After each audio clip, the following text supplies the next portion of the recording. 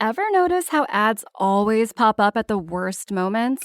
When the killer's identity is about to be revealed. During that perfect meditation flow.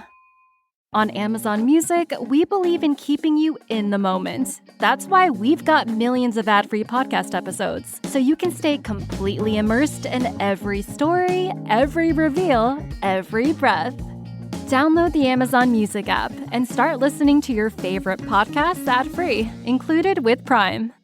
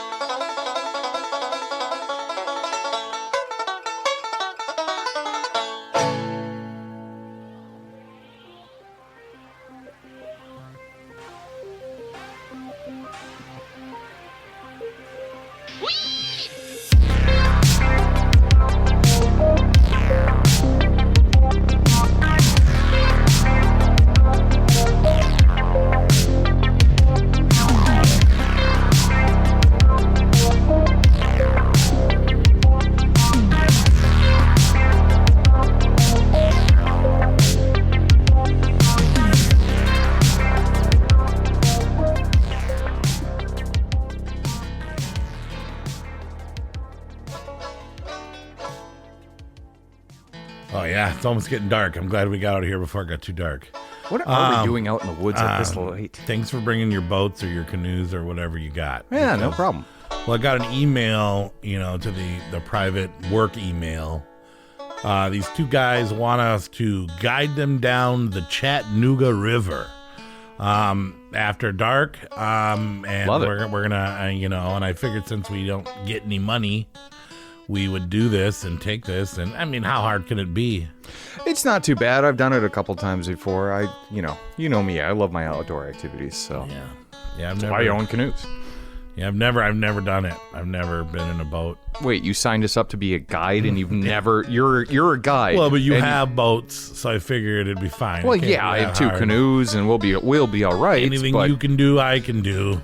Better. I've never even caught a fish before. Well, okay. You are totally unprepared for this trip, and you just signed yourself up to be a guide. But you know what? Doesn't matter, because you're right. I agree with you. What do you mean I'm not prepared? I have Crocs on. You do have Crocs. I have. Okay. You want to put those in sport mode? I'm ready. I got some iced coffees, and I got... No, we're good. Yeah, just bring a ton of Frappuccinos. That's all you need. It's going to be easy, man. I'll just watch you do it. You'll go down first. I'll watch what you do, and I'll tell them to do what you're doing. I will holler out the movements as we go across the rapids, because there's some dangerous rapids on the Chattanooga River, but we're going to be fine. I've done it before. I know where all the sweet spots are. Did you hear that? I think they're coming. What? I think there are two guys are coming. Hey! There they are. Hello! Good evening. Yeah, hey, hi. What was the name you guys gave us? It was, one of you is a nurse, right? Dr. Phibes. It is Phibes. Phibes, not 5. Okay, what? Yeah, it's 5. Yeah. Either way. Yep. And then and your name is? my sir? God, you're a prestigious gentleman. Yes, I am Mama Waldy. Okay, Mama. Mama Waldy? Yes, it is African. Great. Okay. I got the Mama character in my boat, and you can take the skinny Phibby guy. Phibby. Sure. This is Dr. Phibes. And Mama Waldy. I am a renowned scientist. Well, anyways, Corey, Mr. Phibes, you're going with Nate, and you can come here with me. All right, Corey, can I see you here for a second, please? Could we just sure. Okay, just hang back, Mama Waldo. Okay. What's up? Why are you giving me the weird guy? Like this other guy looks like he can really oar. You get the big, strong, Yeah. strapping black guy in a cape, A beard stick together, and bro. I get this weird. The guy's face is all crusty. He looks mustaches 180 stick years old. together, and skeleton-looking freaks stick together, and that's the way it's gonna be. What? You go first. You're gonna be fine. You've done this 100 times. Don't worry about it. I need the tough guy just in case something happens. All right, you're right. Yeah, he's gonna be a stronger rower. All right, let's Yeah. get back to him. All right, guys. Is there a this- problem? I must be getting on my way. We must leave. Oh, okay, Fibbo. And sorry, Doctor Phibes. Flopper? We're still His name's okay. Flopper. We're still not clear on your names. It doesn't matter. We look, we're burning. Well, there is no daylight because we're in the dark. But look, the moon's still out. We got clouds coming in, so we got to hit the water right now before we lose the moonlight. Life jackets, everybody, right? Yes. Everyone wears I their didn't life bring any. jackets. Did you bring any? I don't need a life jacket. Just get in the boat with Corey and then Dr. Phibes. All right. Yes, come with me, I guess. All right, you're all packed up. Here we go.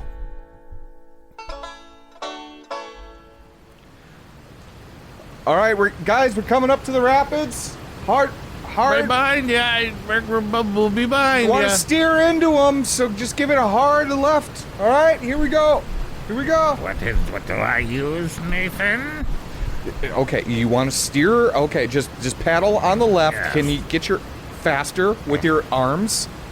My God, are your arms 100 years old? What are you like? Yes, steer hard. You need to paddle harder than that.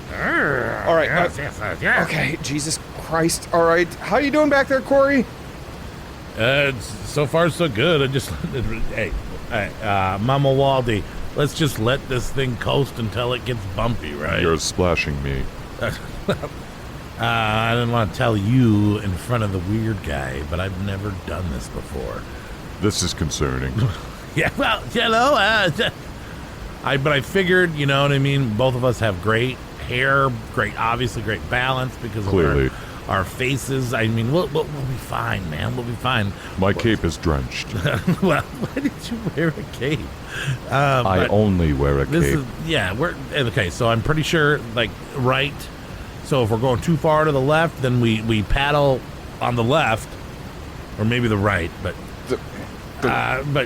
just take the oar and push it on a rock if you see one and point us in the right direction. It'll be just fine. I am many years old. I know how to paddle. Don't worry. Me I'll too. bring up the rear. Perfect. This guy's all right. All right. It's about to get bumpy. All right, guys, we're hitting the rapids. I'm getting very nauseous. Oh my God! Could you just please paddle, or we're going to die? I must get down to the river to find Just my paddle Victoria. hard into the rapids. On your right. You're right. Well, my face fell off. Oh. Jesus, Corey's face is falling off. You gave me the weird guy with the no face. Looks like he's wearing a sack. Good God. Okay. Yeah. No. It's getting. Oh, we just spun around. We're going backwards. Don't worry. I have this. I feel super safe with you, dude. You're kind of should. attractive too, for how old you said you were. Don't worry, fellow creature of the night. We will be fine. Yeah, he's all right. Oh!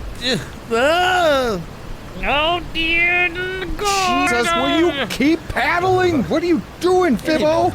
I can't even see. Oh my, what kind of doctor are you? A doctor of science. Yeah, okay, all right, The just keep paddling, keep supernatural. paddling. My God. I need to get off this boat so that I can release my urine. What? I must release urine and fix my face. We're in the... There's a spot right there. I see a shimmering Are you light. kidding me? A shimmering light is over there. You really have to pee that bad? Yes. All right. Let's paddle over there. Guys, we're going over. Yeah, they're way ahead of us, but we'll just. It looks like they're stopping over to pee. But yeah. That's fine. We'll coast up on them. I have this. Just relax.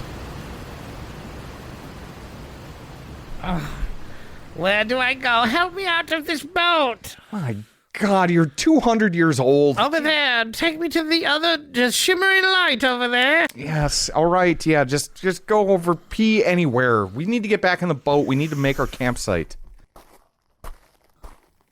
Hey, Oh, Jesus. Hi. Hi. you guys want to buy some grass? No. You We're, guys looking for a party?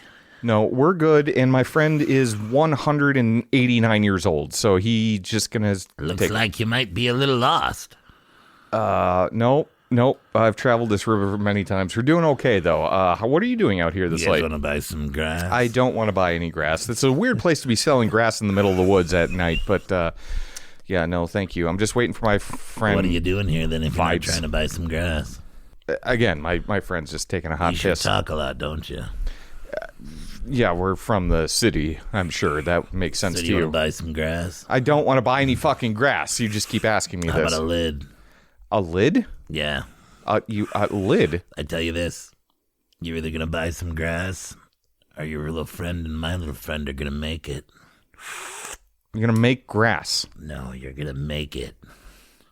I'm gonna make it. It's sex. Make it. 1972, we called having sex. Making it. So you want to buy some grass? Okay, I'm not having sex with you, so I guess I'll buy some grass. Yeah, my money's Well, I in. don't want to have sex with you. You kind of have a pretty mouth, but you've got an ugly body. Well, that's hurtful and unnecessary. I got But money. my friend Yeah, I got money likes back in the your canoe. friend.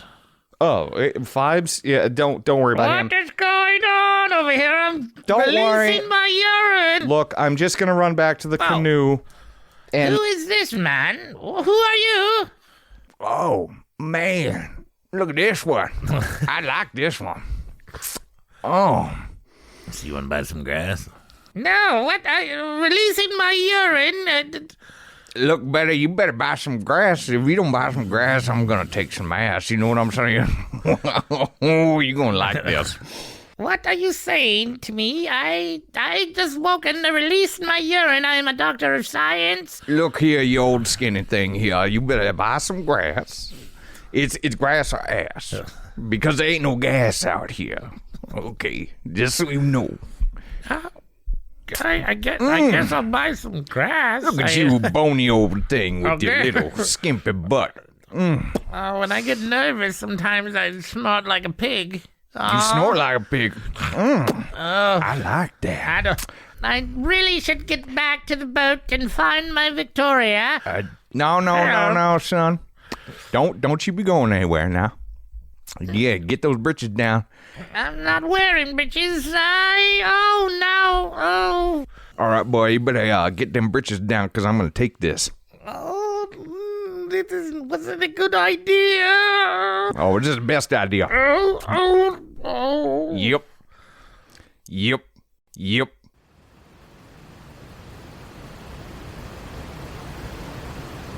What do you suppose is going on over there? Yeah, they've been up there for a while. Well, I keep on hearing yep. Let's go check it out. I think they're maybe in trouble. Yep. Oh my god. The hell? Nate, are you okay? Yeah, I'm. Get me. I'm tied to this tree. You gotta get me off. Just untie me. I don't know where Phibes is right now, but you gotta untie me. Oh my God! Thanks. Mama Waldy, you got a bow and arrow? Yep. Shoot them. I don't need a bow and arrow. Yep.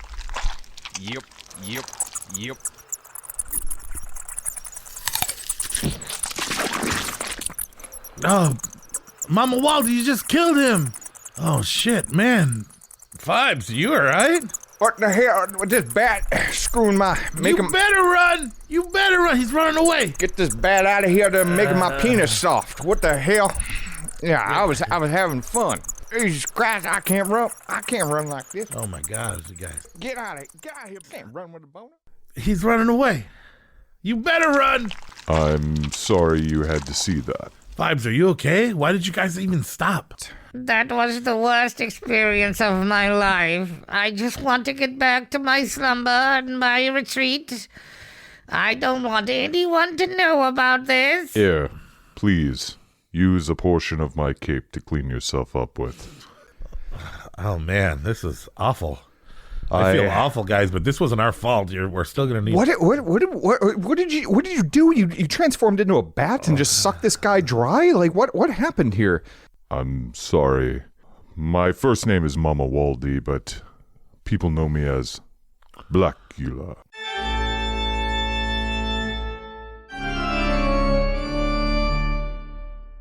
Well, guys, I don't know about this, but I don't want to go to jail for killing some backwoods crazy people. I think we should just get in the boat, go down, not speak about this ever again. We gotta get the hell out of here, We gotta man. get out of here before whoever we killed's family finds out and they're waiting for us. We gotta go.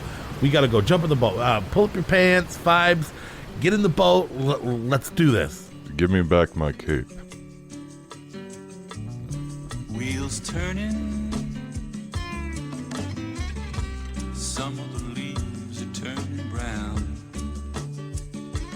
coming to gather you. Episode 54, fresh off the shores of the Chattanooga River, the horror of 1972. We're never gonna be guides again. Can we just make that pact right now? I mean, I don't know. I like to do this in the daytime. I think it'll be I think so too. I think it'll be a lot easier. When one of us isn't a vampire and the other one isn't bait. That Blacula's where he needs to be, and Phibes is somewhere else he needs to be. He has a new quest for revenge. So yeah, he has a new quest for revenge, and that he can do whatever he can move on with his life or whatever. So. Yeah, and I want to move on from what we just saw out in the woods right now with the horror of 1972. And that's kind of how 1972 is. A lot of these movies are movies that you watch and enjoy and then never admit that you've ever watched to anyone ever before. Yeah. Yeah. There's a lot of stuff you want to erase from your mind, but there's a lot of good stuff here. I actually thought this is the oldest year that we've ever done. And despite the you were dreading it. I disrespect to women and the numerous rape scenes and the animal nature turned against man, and then there's a lot of punishment. Oh, there is. Yeah, these for films. sure. For sure. Yep. We're gonna get into that, but before we do, let's talk about what's been going on in the world of horror lately. Well, hello, Mr. Fancy Pants. I got news for you, pal. You ain't leading but two things right now. Jack and shit. And Jack left town. So before things get too weird, let's talk about our death. Nightmare on Elm Street 7. Yeah, Lar Park Lincoln has passed away at, what, 66? Do you know how she passed? I know that she had, suffered from breast cancer for years. I'm not quite sure, but I wouldn't be surprised if maybe there was, cancer that... I know she's a cancer survivor. I don't know if that returned Sometimes or what, but it 66 is pretty young. Yeah, sometimes they come back. Well, and then when she was at one of the conventions we were at, and we were dumb enough not to go meet her just because she replaced Patricia Arquette, didn't she? Or no, that was Lisa Wilcox. Oh yeah, no. And you're confusing Friday the 13th with Nightmare on Elm Street. Yeah, you are. Oh are. my god, I'm an asshole. Lar Park Lincoln. She was the psychic from Friday the 13th 7. Yes. Yep, where The New Blood. Kane Hodder originally. Yep, and then she switched roles with somebody though, right? That I don't know. I know she was the lead in that one, but yeah, either way. And then they Friday switched the her out 13th in fame. 8. Yeah. Okay, that's it. That's it. what it was. That's yeah, it. that was a new person. But no, she seemed like a very nice lady. Lots of people were stopping by, but yeah, we didn't take advantage of that, and it just goes to show. Whenever you go to these horror cons, spend all your money on everyone because you never know. You just never know. Especially a lot of these movies that we love and cherish today, they're getting up there. They're like 40 years old. 72 is what, 53 years old now, right? Yeah, that's why every time I see John Savini, I get in line. Yeah, no, and I've met him. You've met him, so we did our due diligence there. But yeah, Lar Park Lincoln dead in the 60s. Sorry, way too I totally young. messed up everything on that for you, Lara. But you were pretty cool, even though we didn't need a psychic with mind moving. Yeah, I like Seven though. I mean, I liked her in that one too. So yeah, it is a shame. It is a shame, but another one goes too soon. Mm-hmm. Moving on. Ryan Gosling is going to star and produce in Killer Clowns from Outer Space remake. He's going to star in it too? I believe so. Oh, I knew he was producing it. I didn't hear they starred in it, but really? Yeah. I mean, do you like the first one? Yeah, no, I do. I think it's fun. That's the one with I always confuse that with Invaders from Mars. But Killer Clowns is the one with the Really? They're so different. Killer I Clowns know, is the I cotton know. candy, the yes, spaceship and they put the tent. straws in there and they're Yeah. drinking out of the cotton candy cocoons. Yes, It's bizarre, and I didn't like it the first time I watched it when I was a kid. it creeped me out. Actually, I saw it when I was a kid the first time, and it was so weird, and the clowns were so awful in that one. Then it actually freaked me out. Now it's a comedy. Yeah, he's producing it, but why wouldn't he star in it? Why would he produce it, and not star in it? That's kind of look. He's Ryan Gosling, right? I mean, Yeah, is he why really going to go down to? He's winning awards and stuff like so that. he'll use and- his money, but he won't act as the star role in Killer Clowns from Outer Space. That's how it goes. Bullshit. That's how it goes. Yeah, he's just producing, so interesting. Do we need another one? Officially in the works. Yeah, I don't know. I Was it his favorite movie, maybe? maybe. I mean, obviously, if he's producing it, he's got some attachment to it. It's fun to think that Ryan Gosling is out in the universe watching Killer Clowns from Outer Space, right? Yeah, I don't know. Like, what are they going to do different? Why are they updating it now? You know? Yeah. It'll be interesting to see for sure. Well- And if Ryan Gosling is behind it, then obviously it's going to have somewhat of a budget. So it should be fun. To speak on somebody else that's famous to us but not famous to the world, Doug Bradley speaking out on the Hellraiser franchise, where he wants to come back as an older Pinhead with Jamie Clayton as the new Pinhead to explain the gap between the two Hell priests. As far as from what I read here is Doug Bradley is pleading with the makers of Hellraiser on this long-awaited sequel to the Is it Hellraiser. David Bruckner. And, David Bruckner's Hellraiser, and Okay. Doug Bradley wants everyone to know that this isn't a remake, that this is a sequel, and that both Hell Priests exist in the same world. Okay. And he I wants kinda to like star that. in it next to Jamie Clayton. And I do like Jamie Clayton as the Hell Priest. Yeah. Yeah, she was good. I mean, Doug Bradley's still the OG and the greatest fucking For sure. monster actor since fucking Bela Lugosi. You know what I mean? I don't know. I love Pinhead. I think his performance as Pinhead is great. So I think it would be cool to It is see good, them. yeah. Maybe in one film or maybe even a couple films. I mean, I do agree that his reign is over and Jamie Clayton is a great predecessor, but it'd be cool to see him in two. Yeah, no, I think hope so Doug too. Bradley Yeah. gets what he wants. Well, and I like that not everything needs a reboot, right? We don't need reboots. I'm fine with that being a different Hell Priest. And if they could bridge the gap there, I'd be all for it. I'd be interested in that. I mean, Cenobites got to age too, right? You know, Cenobites get old too. In Hell? I don't know. Was that part of hell? I don't know. Aging? That's Yeah, why we maybe. need Doug Bradley to Maybe. explain this shit. Yeah, so, all right. Yeah, Bruckheimer and Bradley. bring him back. What other news you got? Predator Badlands dropped a trailer. See, I think that looks dope. I that think looks it cool. looks stupid. And why? Because there's an android alien in it? Yeah, I don't need that, but Or because the Predator's a teenager? I just don't care to see the Predator's homeworld.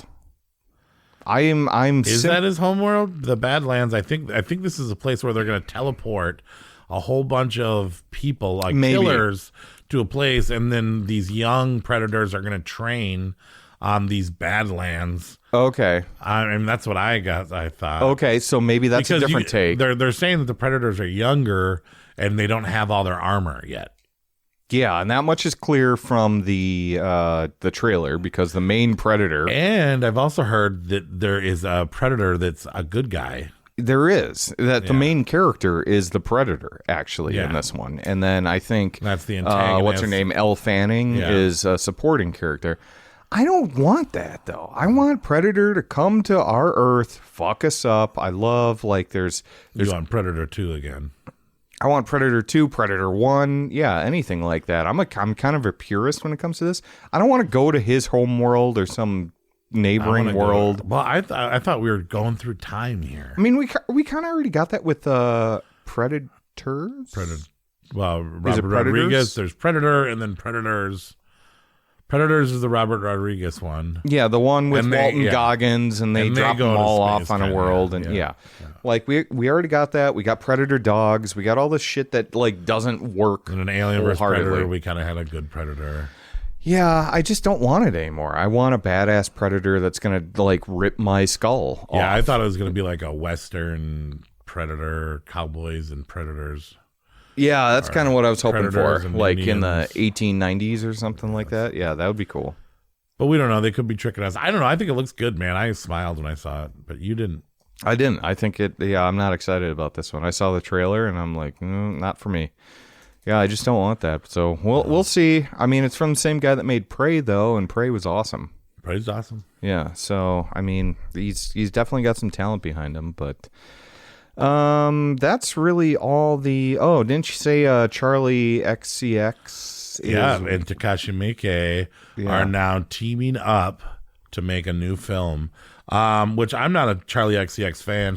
Paul loves, I think, his favorite artist. I don't really know how or why, but Horror Bishop Paul. Yeah, Horror Bishop Paul draws pictures of Charlie XCX, watch music videos. Draws pictures of him. Yeah, he's literally drawn pictures of Charlie XCX. He's cutting XCX into his arms. Yeah, pretty much. He's like obsessed. He loves Charlie, her. I love you. Well, I think it's because they're both like half dual citizens or something. They're both from like Oh yeah, he is dual Mr. Bean's citizenship. world.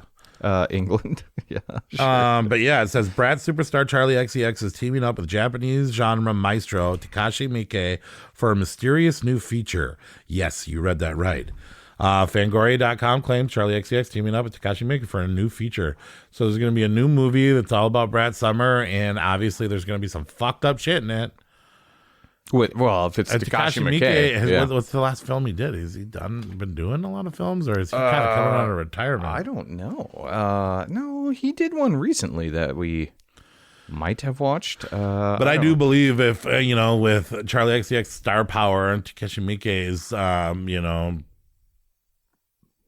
don't know, his legendary, I mean, he's a fucking legend already. You know what I mean? He is, yeah. So there's no way that could suck, right? No, he's been directing stuff, a lot of things I have not seen. I guess the most recent movie I've seen of his was Blade of the Immortal, but that was 2017. Yeah, so he's coming back to do some pop music, American shit.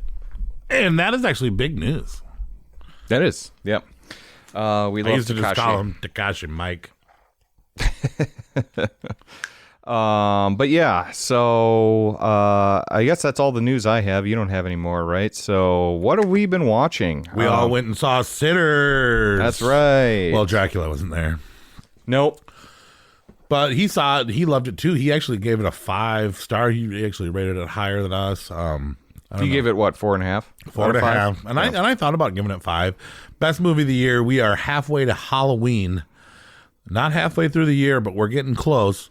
And this is by far, blown out of the water, the best horror movie of the year so far. And sure, it's the Black Panther guy. And sure, Ryan Coogler, the director. when I saw the trailer, I was like, this is going to be action first and horror second. And I think it is. I think this is a real movie, right? This is like a... This is my favorite movie of the year so far. Not horror movie, but of the year. This is a phenomenal movie. There's so much to unpack from that. I left it at 4.5 only because I want to watch it again as soon as it releases. Right. And it might bump up to a 5 on this. Yeah, it's good. It's a rewatchable. I know Dracula said Brother Where Art Thou, but what I'm seeing is Ralph Macchio's Crossroads meets Quentin Tarantino and Robert Rodriguez's Dusk Till Dawn. From Dusk Till Dawn, yeah. And yes, I did kind of want the end to go bigger, but I don't know. I think this was big enough. I think I was just on pretty big, such yeah. an incline of, oh my God, this movie's getting better every second. Yeah. And the bluegrass, backwood, vampire. Oh, the old blues from back in bluegrass, the day, yeah. and then the blues music, the music, The culture, the cinematography, the fucking acting, the genre blending, it's so fucking the good. time travel, the bloodsuck, the lore, the betrayal, the sex, the sleaze, The acting. I mean, Michael B. Jordan does 2 roles. yeah. He plays twin brothers, and they're not alike at all. I had a hard time telling the difference between them. Really? Yeah. Oh. I mean, one was bad and one was real bad. Yeah. And one wore a hat and one Smoke didn't. and stack, Right, yeah. smoke and stack. But we don't want to ruin the movie because I think you should, because I kind of went into this. I watched the trailer and the trailer kind of was a little deceiving. Yeah. But I knew that there was a You horror didn't know what was element going here. on. But go into this, just watch it, just go see it. I know a lot of people have gone to see it twice and saying that the second viewing is even better. Yeah, I believe that. I believe Holy that. shit. Ryan Coolidge, is that his name? Coogler. Yeah. You're not just a Black Panther. And then what was the other movie he did? This is an independent movie, apparently, right? The highest grossing independent movie since 2017? Well, I don't know if it's independent so much as it's just not attached to any franchise or anything like that. It's not part of a fucking Marvel original. universe. It's an original movie. Yeah. Even though it's, Yeah. I don't know. But I thought it was great. Hawkeye was great in it. The new star turn for the guy in his first movie, Miles Canton, the guy with that plays the guitar, the younger kid. Yeah.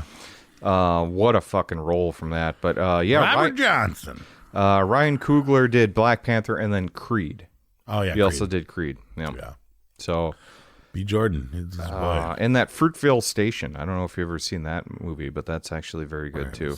But yeah, no, he's a very talented director. But holy shit, did everyone involved with this movie take it to the next level? And I fucking pre-ordered. So there's 2 versions out there. There's the actual music in it, like the songs that are in it, and then the score that's in it too, which is all like bluesy too. Soundtrack. There's 2 different soundtracks out there. I've already fucking pre-ordered them. Why don't they let you have that now? It's not like you're going to ruin the movie. They just don't have them released yet. I don't know. Maybe they didn't think that this was going to be as popular as it was. I don't know. Maybe. But they actually made 2 soundtracks for it, and I bought both of them. Pre-ordered both of them. A music and soundtrack they're and a fucking score, amazing. This is Hot Dog. definitely one of the best films of the year. Watch this movie. We're going to be talking about it. We'll see if it makes it all the way to the year as the best. I don't know. This will definitely make my top 10. Halloween is coming around the corner. This will make my top 10. Other movies we saw that aren't the best of the year so far. Hell of a Summer. We both saw that. Yep. I watched that with Ray right when it came out on VOD because it did not come to our local theaters, even though it had Stranger Things famed Hard Wolf. Rock Hard Wolf. Finn Hard. Rock Hard. Finn Wolfhard. Wolf. Finn Wolfhard. Yeah. Finn Wolfhard from Stranger Things, and I kind of got spoiled on a review where they didn't think they were spoiling it, but they were kind of spoiling it by they said 90% comedy, 10% horror, and I And I think it was quite respectful to the slasher genre, the camp counselor. At least they didn't make it take place in the 80s. They made it take place now. Yep. And then they were more creative to make it in mainstream. And it wasn't that funny. I don't think it was that funny. But it reminded me of old Friday the 13th movies and stuff. It did. I liked that. And all the kills are pretty much off screen. Yeah. But the little blood that they show seemed like it did pretty well. I don't know. C+ for a movie that you shouldn't expect to be gory. A good watch once. It's like a slasher without the slashing. Yeah, it's basically, for slasher fans, especially the summer camp slasher fans. Mm-hmm. You got to watch it. Young people, because I think everybody involved in this was young. Well, he was. So when he first wrote this, it took him a couple of years. Finn Wolfhard. It took him a couple of years. That other buddy that's in the movie, he did it with somebody. Yeah, I can't remember what that guy's name is. Something He's not nearly Bierk or as whatever. famous as Hardwolf. No.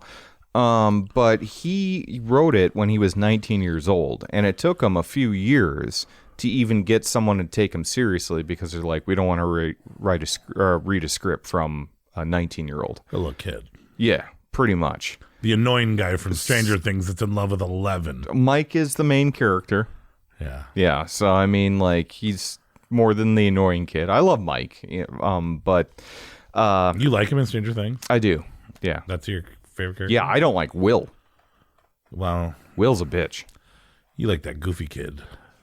The guy that's high all the time? No, the kid.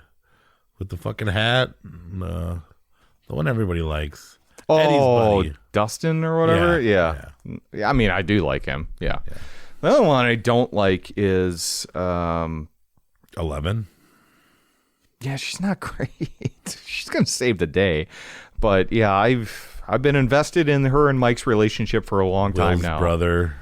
Why are we talking about Stranger Things? I don't know. Hell of a Summer. Hell of a Summer was a good watch, but for a movie that's 80% comedy at least, it's not that funny.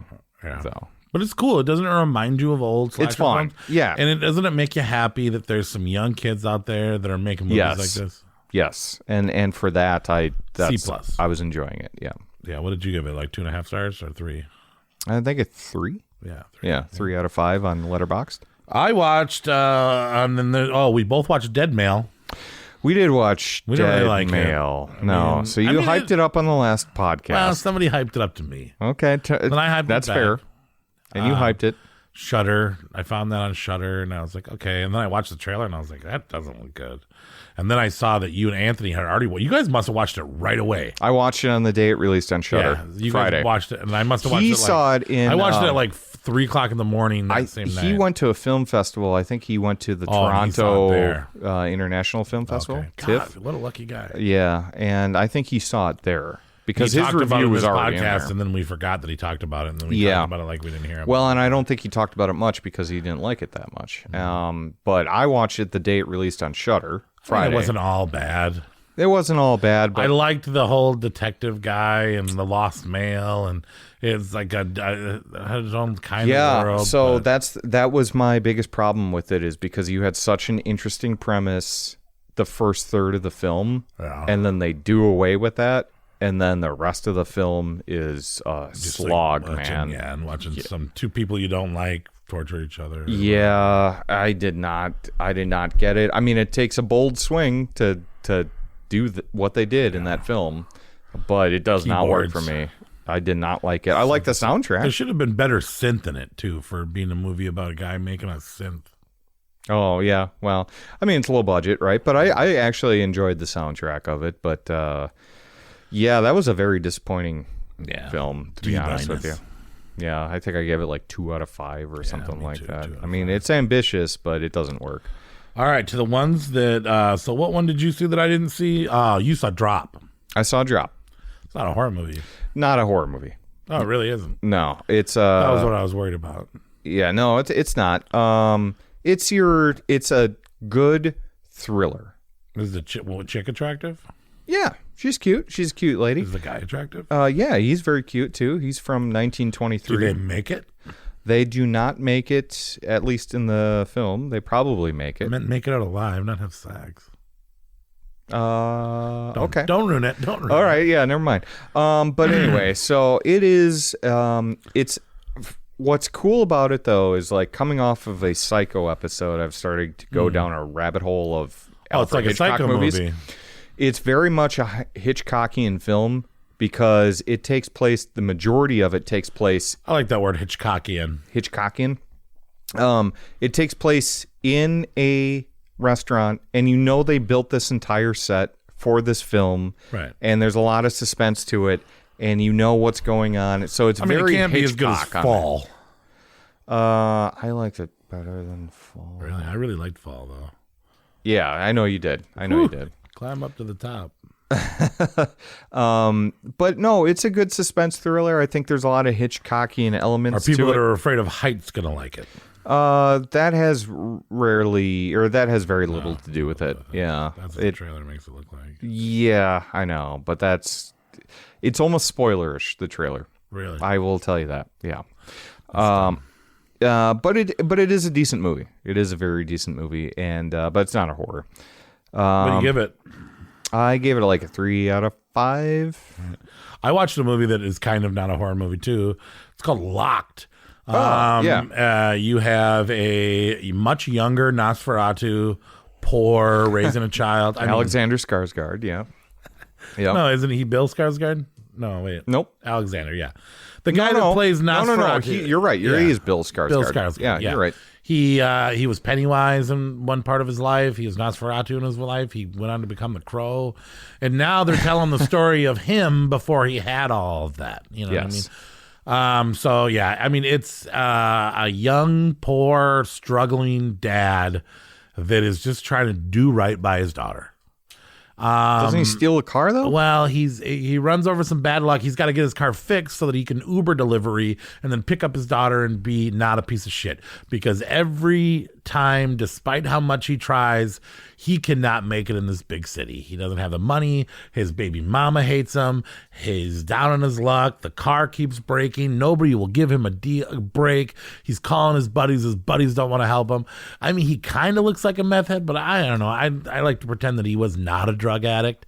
Bill Skarsgård kind of looks methy though. He's just so super skinny. He's gaunt. Right. He's got unique features. He's got nice hoodies and nice clothes and stuff. But yeah.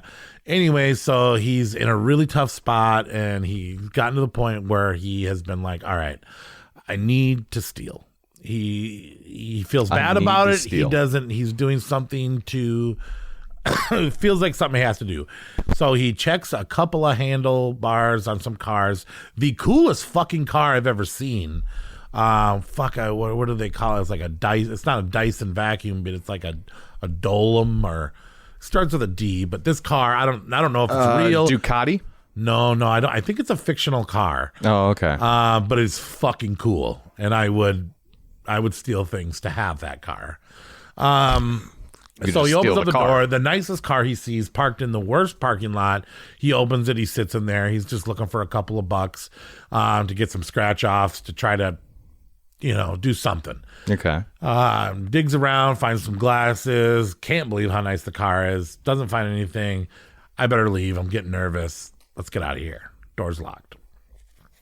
And then it's a movie of survival, like Ryan Reynolds, Buried Alive, Colin Farrell in a phone booth.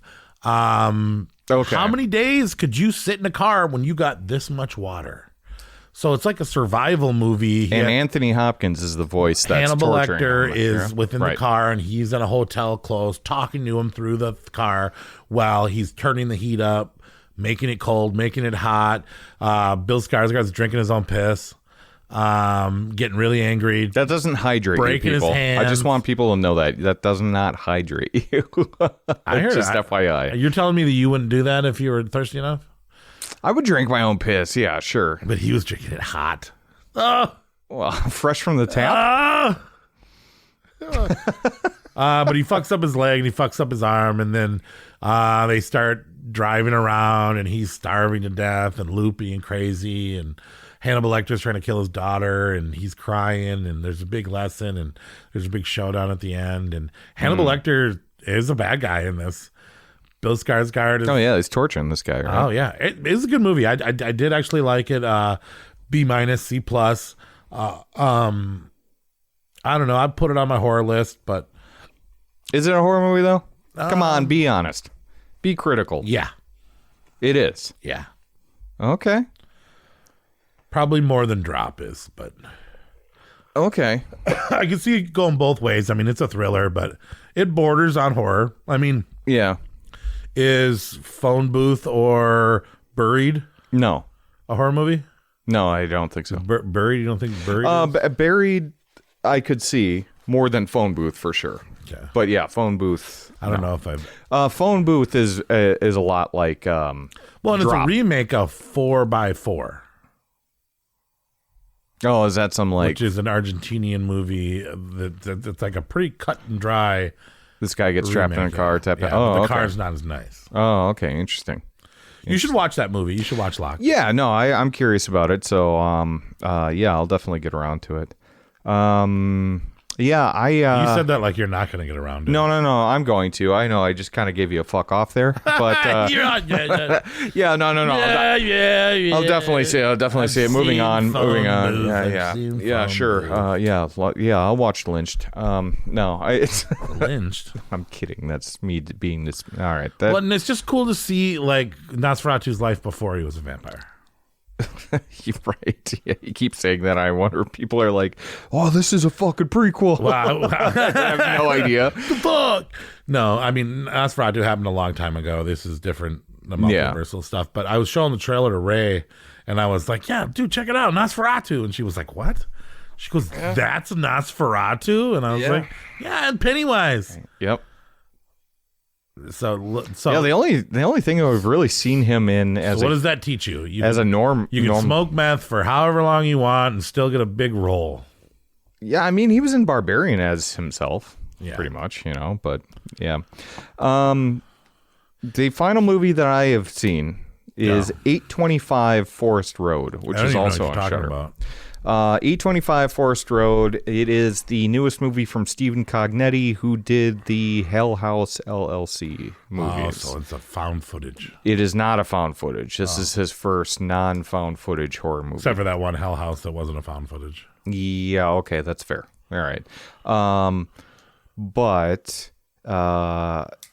this movie is very hit or miss. It's a very stereotypical there's a fucking ghost in the house. So you're all saying this stuff. some people it'll hit for and some people it'll miss for? Here's the thing. So Stephen Cognetti, as we've seen in the first Hell House and the most recent Hell House, the prequel. Yeah. I thought that was pretty fucking creepy, honestly. Yeah. I didn't like 2 and 3, but the prequel, the newest one, was creepy to me. I don't think I've seen 2 or 3. I wouldn't rush to it. It kind of ruins it. But the first and the fourth one, the thing is with Stephen Cognetti is he knows how to set up fucking tense scenes, creepy scenes. Yeah. And he can do that in this movie. But this movie goes on for a little bit too long. It feels very familiar. Yeah. The whole found footage thing that's not present in this film doesn't help it, because if it was found footage, that might actually make it creepier for people that get into found footage like I do. You got your little notepad and your pen. Yeah. And you're swinging it around a lot. Am I? Yeah, I'm talking with my hands. Oh, no, it's cool. Yeah, it's cool. Yeah. It's cool. It sounds like the movie's not very good. No, I mean, it's got some good scenes. The fucking guy can find the creepiest fucking... I'm still talking with my hands here. It's okay. The guy can find the creepiest fucking dolls or mannequins or shit. Yeah, like he did in number 4, yeah.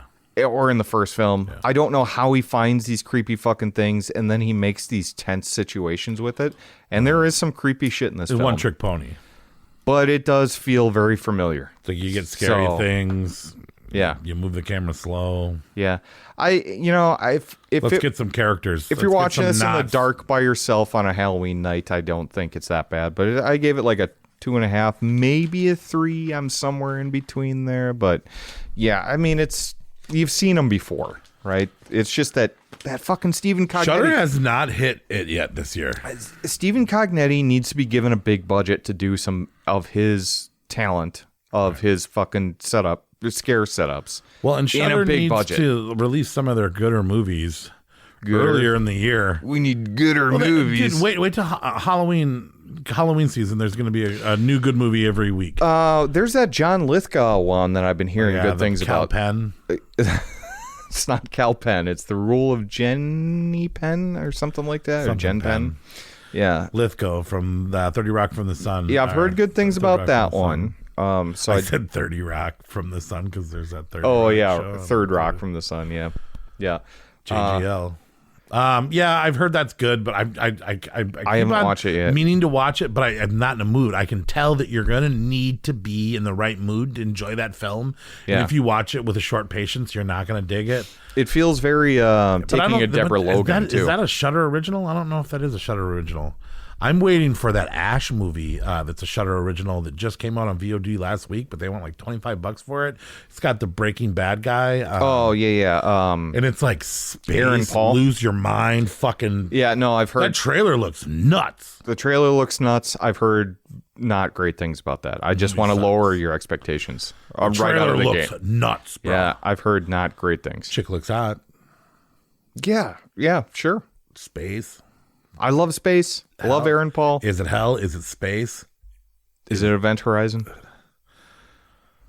Is it? It's not. It's not. Everything I've heard about that movie is mediocre. Okay. Yeah. Bummer. So, yeah. Yeah, when I We're first kind of saw in that about it, lull, I man. ignored- I mean, that's what makes Sinners that much more special is because there's not a lot of good movies out here right now. And then you see Sinners and you're like, fuck, we still have hope. I'd go down the Chattanooga River to see Sinners. Yeah, me too. I'd take that. I'd take that ride. I'll take that ride to get down there. Take that right. But no, it's it kind of seeing Sinners invigorated me to go check out new horror again because I'm like, all right, there's some good shit. I feel. Have you been watching Did you watch the Weapons trailer?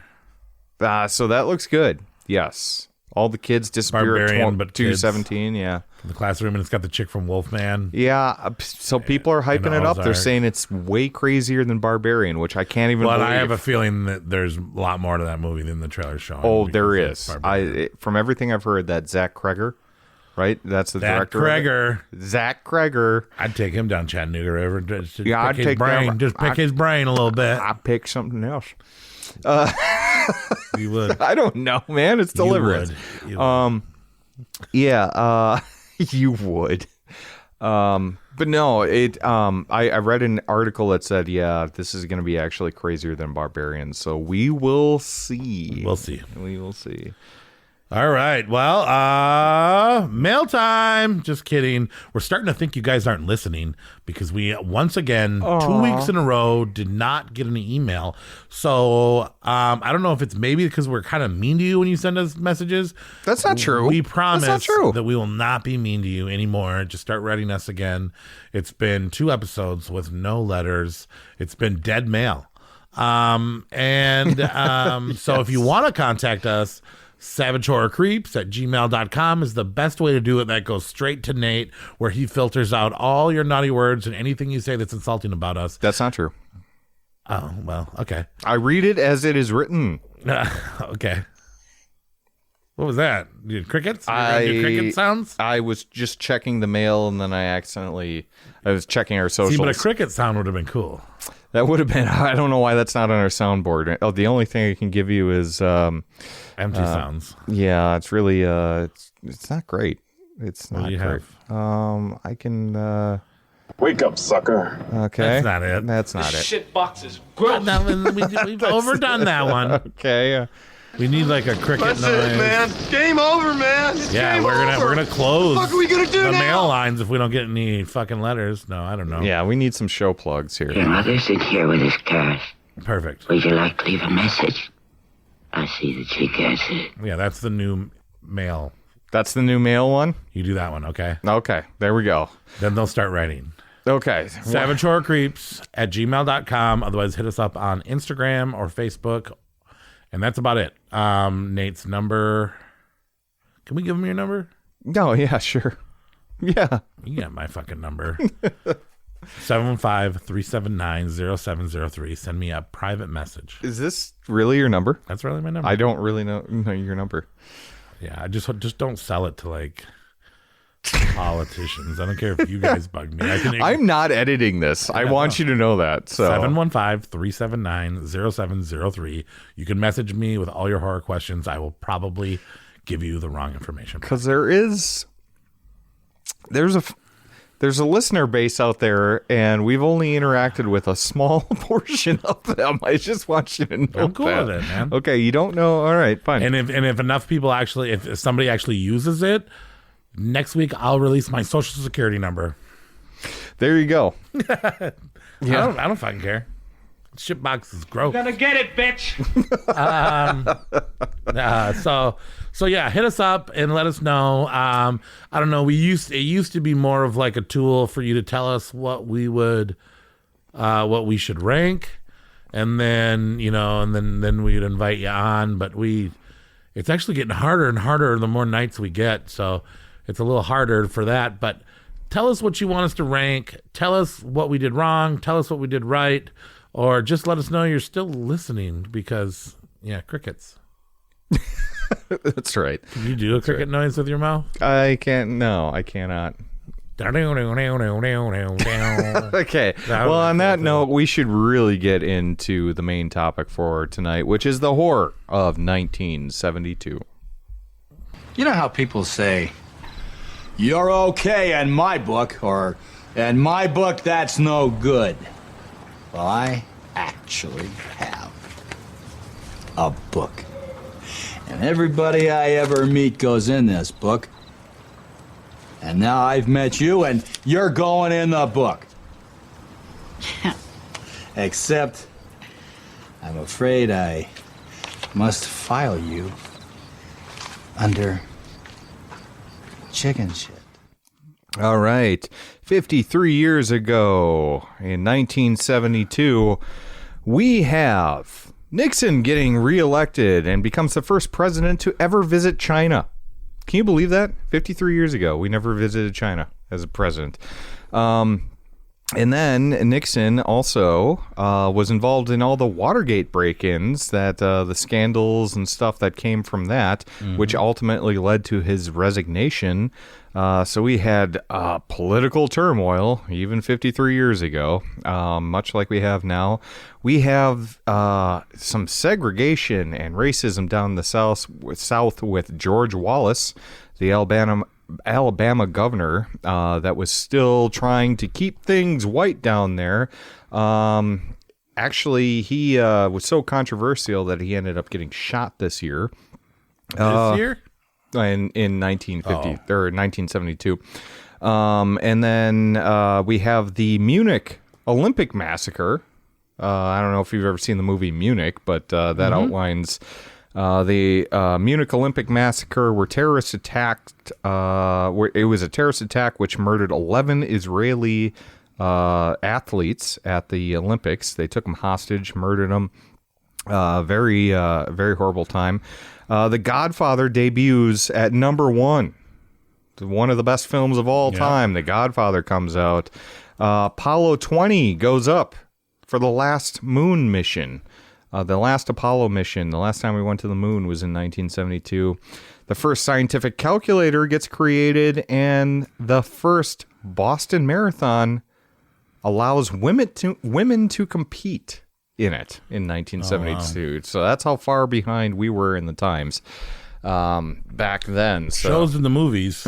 Yeah, it really does, actually, because you start to see the world changing, where you have the blaxploitation films coming into effect. You have women rising to power. You have all these things and becoming more balanced. It's just starting back then, so it was a whole different world, and I think it makes sense why you'll see this in some of our movies that we talk about tonight too. Well, and then when you talk about news, I want to talk about deaths.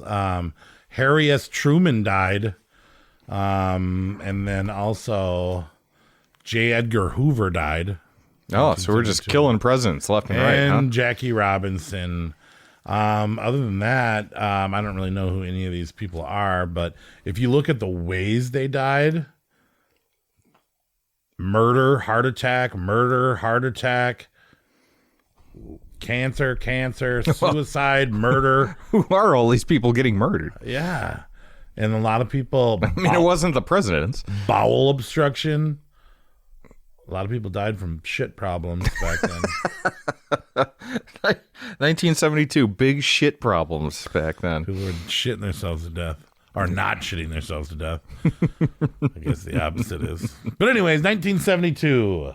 Yeah. We have a list. And before we get into it tonight, you guys know how this is, but for our first-time listeners, we take all the films. I create a list, Corey creates a list, we submit a list to each other, and then through his super-duper ranking system, he comes up with a savage top 10 and assigns based on where we've rated these movies. And on I our watched list. 33 films. I made it through. Oh, my list is at least 30, I would think. Yeah. Yeah. And this is for the first time ever after we submitted it, we actually made a change because Nate had a movie on his list that I did not have on my watch list. And then I saw that and I said, what's that movie? That movie looks cool. Watch that movie. And then I would have put that movie much higher. So we're actually taking a movie that wasn't a spot and we put it in a further spot. We'll talk about it more when we get to that spot. But our first last minute correction on a list. Yeah. So fun stuff. Yeah. Let's start with our honorable mentions. Our first honorable mention, or I guess you could say number 13, Night of the Lepus. And I am proud to say, Nathan, I watched this on Easter night. Did you? This is the best Easter movie. And you're like, why did you like that movie so much? Well, I watched it on Easter. That's and fun. wow, this is the third time I've watched this film now. Yeah, this is my second. This is a fun movie to talk about, even though since it's an honorable mention, we shouldn't talk about it too much. But have you ever thought, oh, well, there's a killer shark movie, there's a killer bear movie, there's killer snake movies, there's killer worm movies. There's killer frog movies. Why isn't there a killer bunny rabbit movie? Oh, but wait, there is. Lepus is a different language for bunny rabbit. Yeah, I think it's Latin. And they, these rabbits, how did they become, they got injected with something and then they lived underground and they got bigger and they got real big and bigger. Then they tried to blow them up. There's a lot of real rabbit deaths in there. And we did talk about this a little bit on our Animals Attack Happy Birthday Ray episode we did in our first season, but that was a long time ago. In this movie, the bunny rabbits make tiger noises. Yes, they do. They put bunny rabbits in little small set areas and you can kind of tell, but I don't know, for the time, watching the effects of them make these cute little bunny rabbits, trying to make them ferocious as they run in slow motion, trampling people, and then having that guy in the bunny suit, the literal Easter bunny, and then switching back to a close-up of a bunny's face. Yep.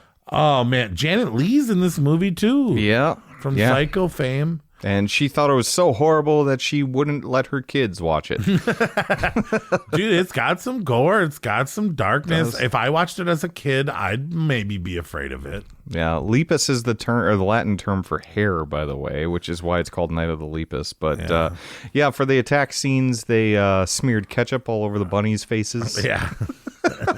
Which is adorable. It's cute, man. And I mean, I'm not going to say that this movie is a great movie. It's not a great movie. It's not. But it is definitely top 20 movies so bad they're good. You watch this movie, you can't believe that this movie got made. You can't believe. And the thing is, these people are taking it serious. Oh, yeah. You got Janet Leigh, DeForest Kelly, who is from Star Trek, Dr. Bones. Actors working their asses off, taking this film about killer bunnies serious.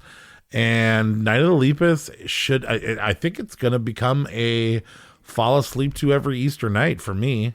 I like it. Yeah. Just big ass bunny terror. What other Easter horror do we have? We don't. I don't think we do. But it is fun to see, giant rabbits running through a town and stuff. It's just ridiculous. It's good. It's absolutely ridiculous. And I'll spoil it. You didn't like Frogs like I did, so Frogs is not going to make our list.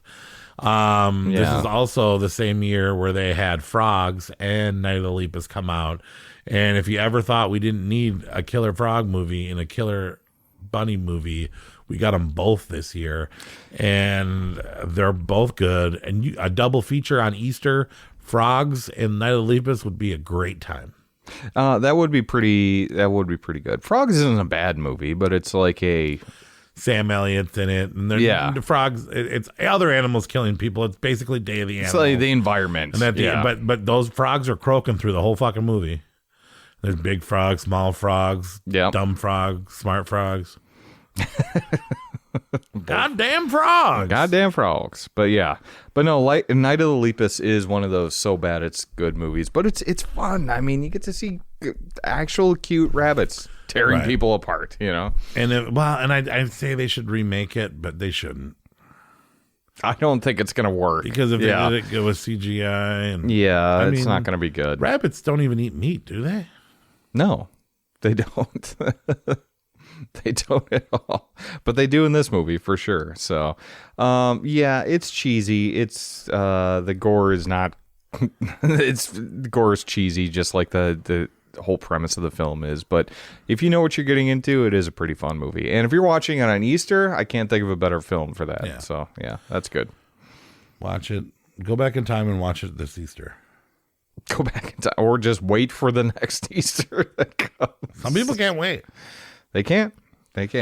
Number 12, anthology film not starring, but it has Peter Cushing in it. Yes, Asylum.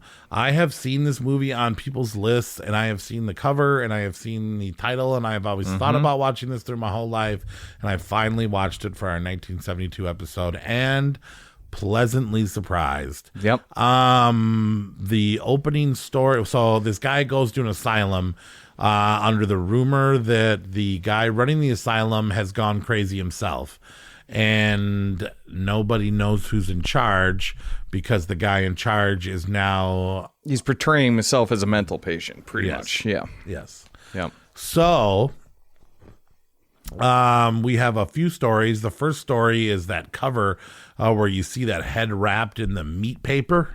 Mm-hmm. I love meat paper corpse. There's a husband who has a mean old wife that takes care of him, and he wants her dead because he's got a new girlfriend. Yep. So he takes her down to the basement and tells her, I got a little surprise for you. It's a brand new freezer. She's happy. She's glad. I mean, fucking a freezer. It's a woman in the early Those 70s. Those fuckers are expensive. Oh, new appliances? Yes, great. Oh, wonderful. Well, she turns around with her smile on her face, and he hacks her up, and he puts that freezer to work right away. Wraps her up in meat paper, throws her in the freezer, and awaits his young girlfriend to show up. And before she gets there, that body comes back to life and scoots around, and it's meat paper covered corpse wonder. And I think it looks cool. And the breathing of the head wrapped in the meat paper is just priceless. Yep. And I like it. We got more stories. Another story about two girls, a little predictable. One's crazy, one's not. We find out, obviously, they're the same girl, or one of them's dead, or whatever the fuck happens. Kind of, shadowing a movie that we might talk about a little bit later, too. Yeah. And then, what was the last story? Oh, and then we have the guy that makes his little robot action the figures. doll. Yeah. That's a corny one. Yeah. So he makes a little mini version of himself. It's a remote control robot that slowly, apparently, is able to kill. And I think I'm forgetting a story, but you are forgetting a story. Which one am I forgetting? It is the now I forgot the story, but I know there's the four Peter of them. Cushing one. Yeah, the Peter Cushing one, yep. And Peter Cushing plays a different kind of role. Usually, Peter Cushing's the same guy investigating, or Van Helsing, or wherever the fuck he is. but he plays an elderly man, and it is drawing mad blank to me, but Peter Cushing is great in it, and this movie is not bad. I think that if we're talking about anthology movies for a long time, this one should be in the conversation. Yeah, no, this is a solid one. It's got 4 solid stories. Even the I think it's like Lucy Comes Home to Stay is the one with the sisters. Yeah, that's probably my least favorite of the 4, but still, it's pretty good.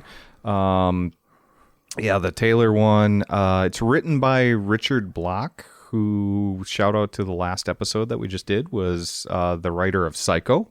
Oh, yeah. So he wrote this film. Yeah. So we have some like good twists and turns in this. And yeah, it's an interesting one.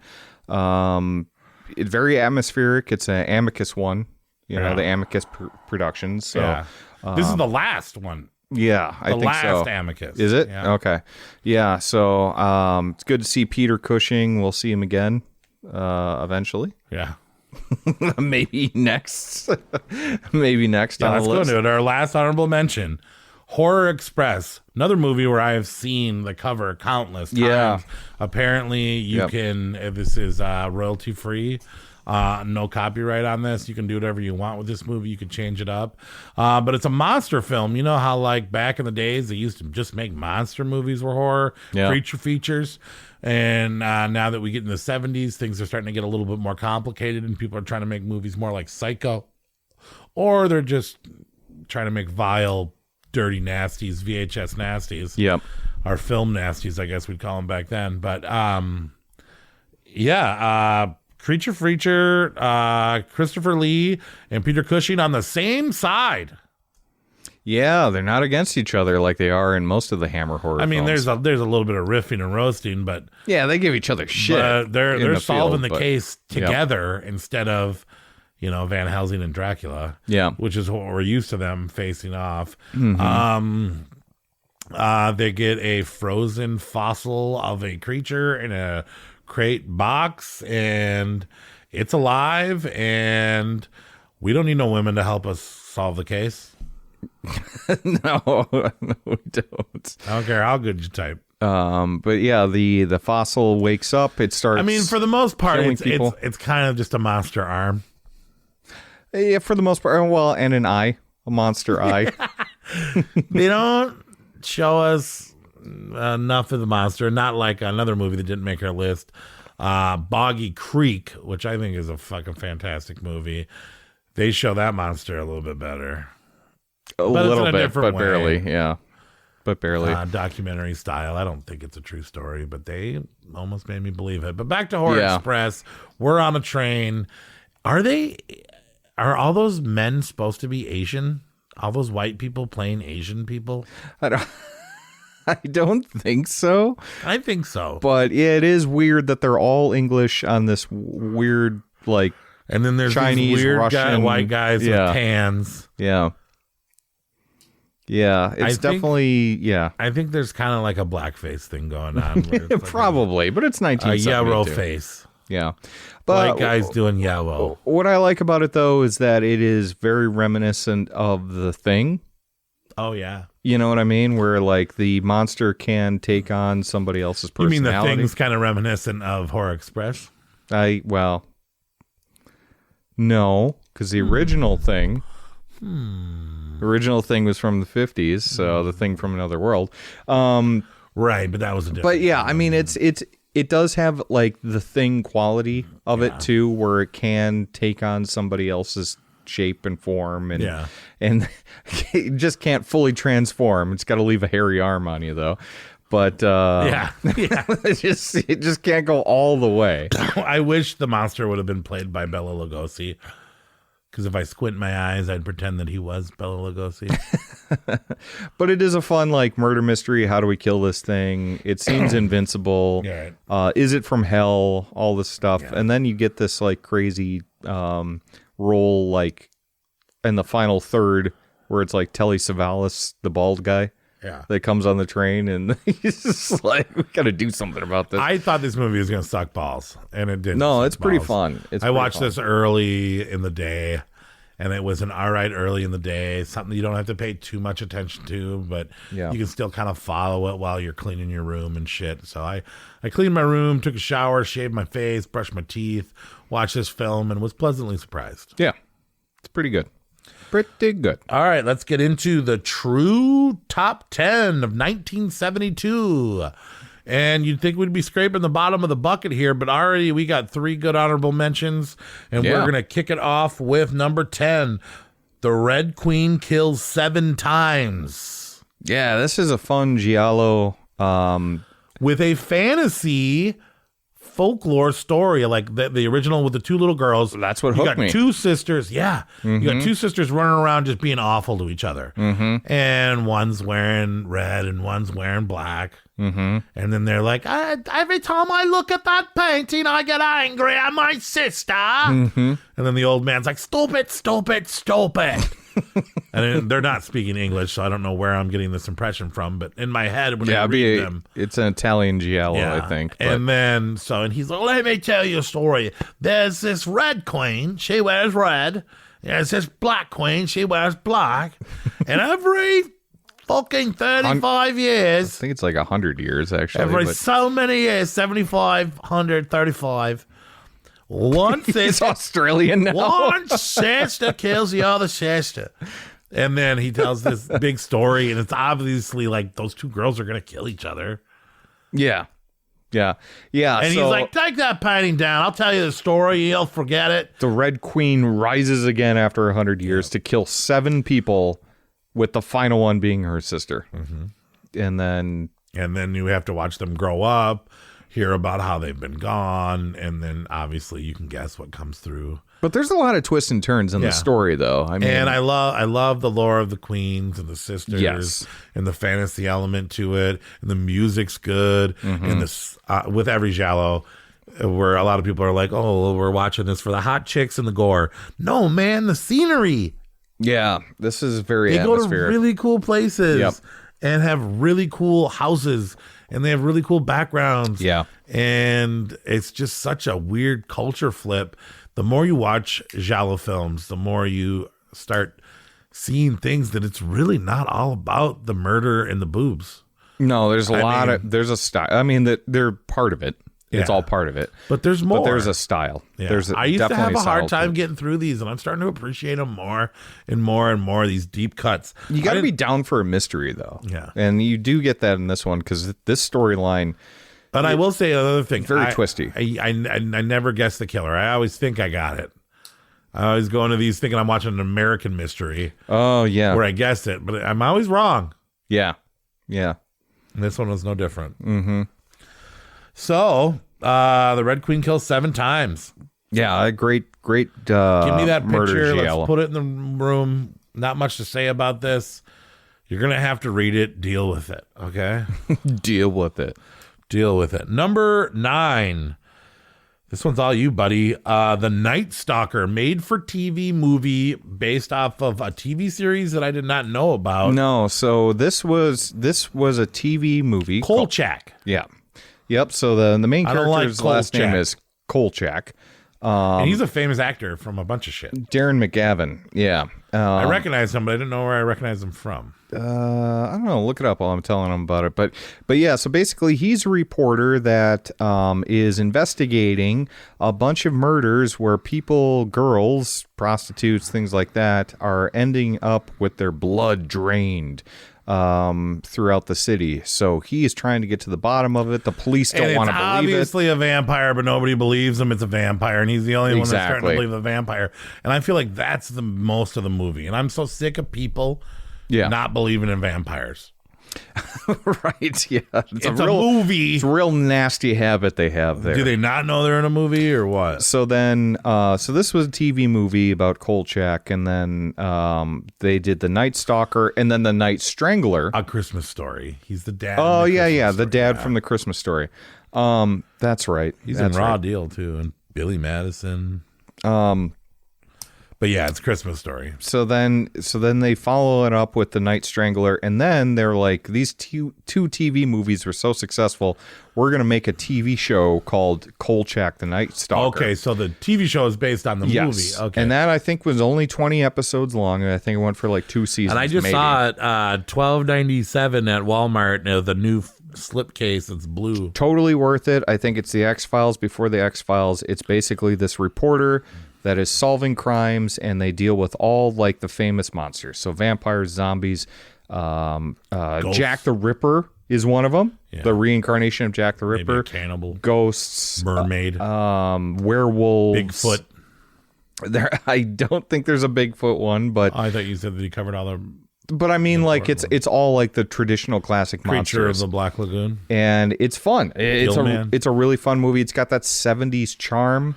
I think it was too much detective, not enough fucking supernatural vampire. See, and that's what I like. And then the vampire did show up at the end and fuck that vampire.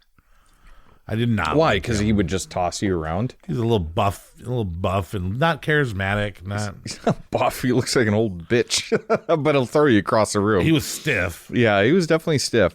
I don't know. But what I liked about this, on YouTube, so it's very reminiscent of the old Salem's Lot, though.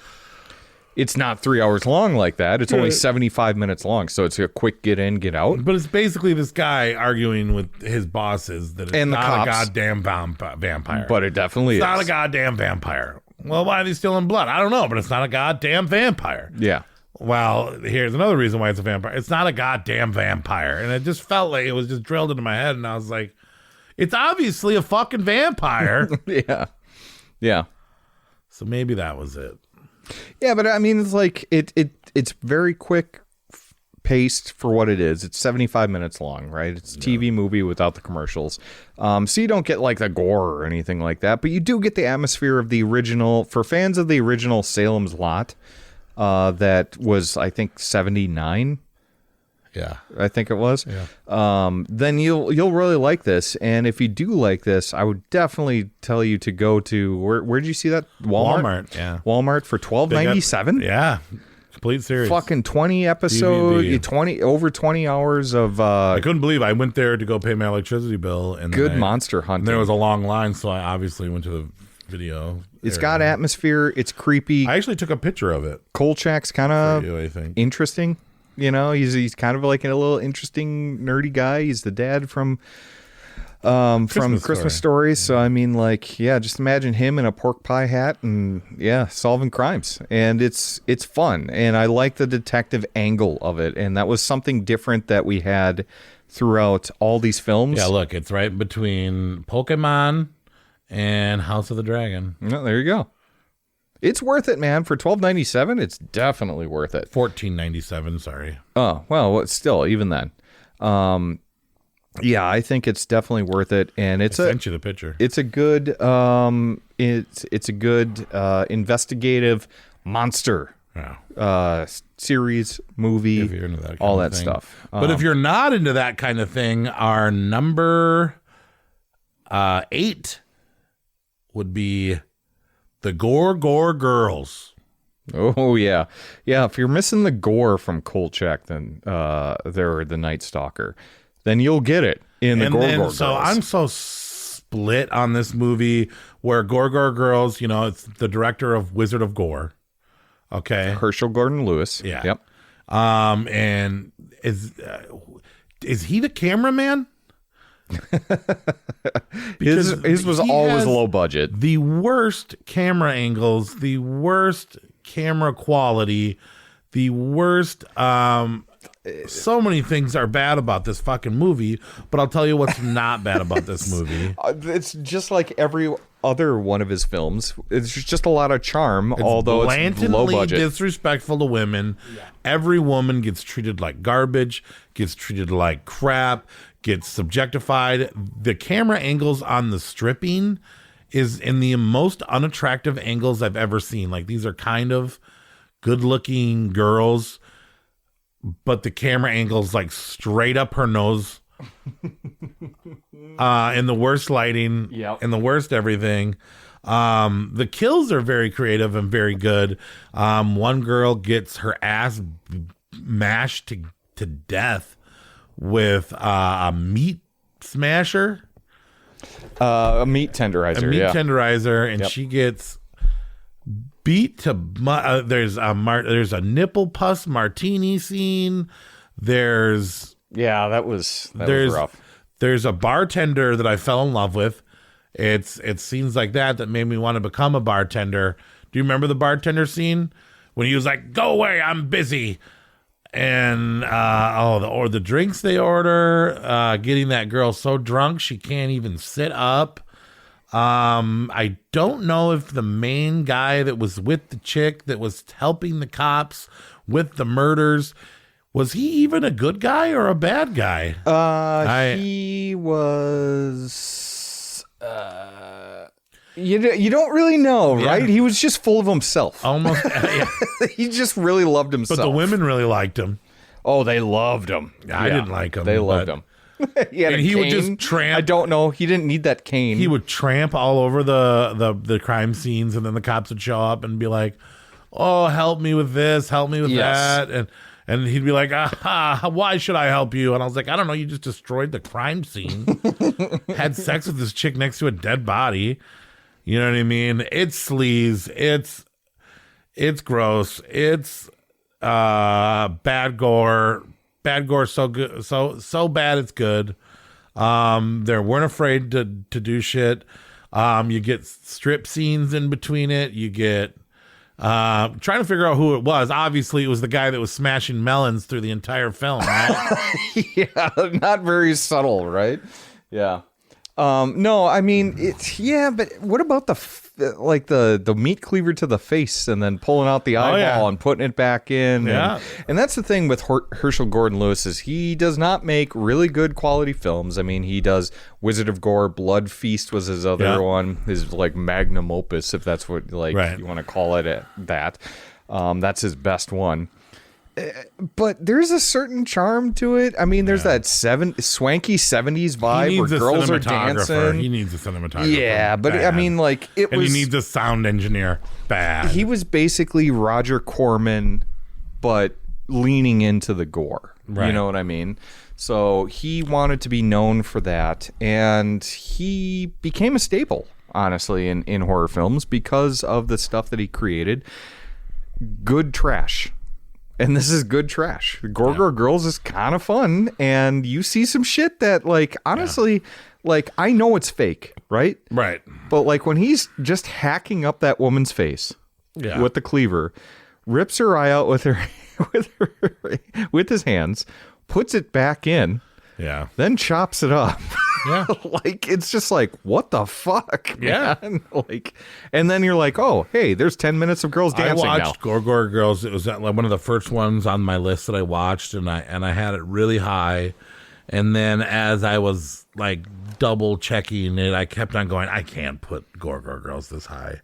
I cannot put Gore Girls this high. Yes, you can. And I kept on moving it back, but it still ended up in a pretty high spot, and I don't know if it deserves it, but I guess it does. Because of the kills. Yeah. Great kills, strippers, best goddamn bartender since. Well, I mean, they didn't. Best they goddamn didn't do it bartender. better until The Shining came out. 7 years later.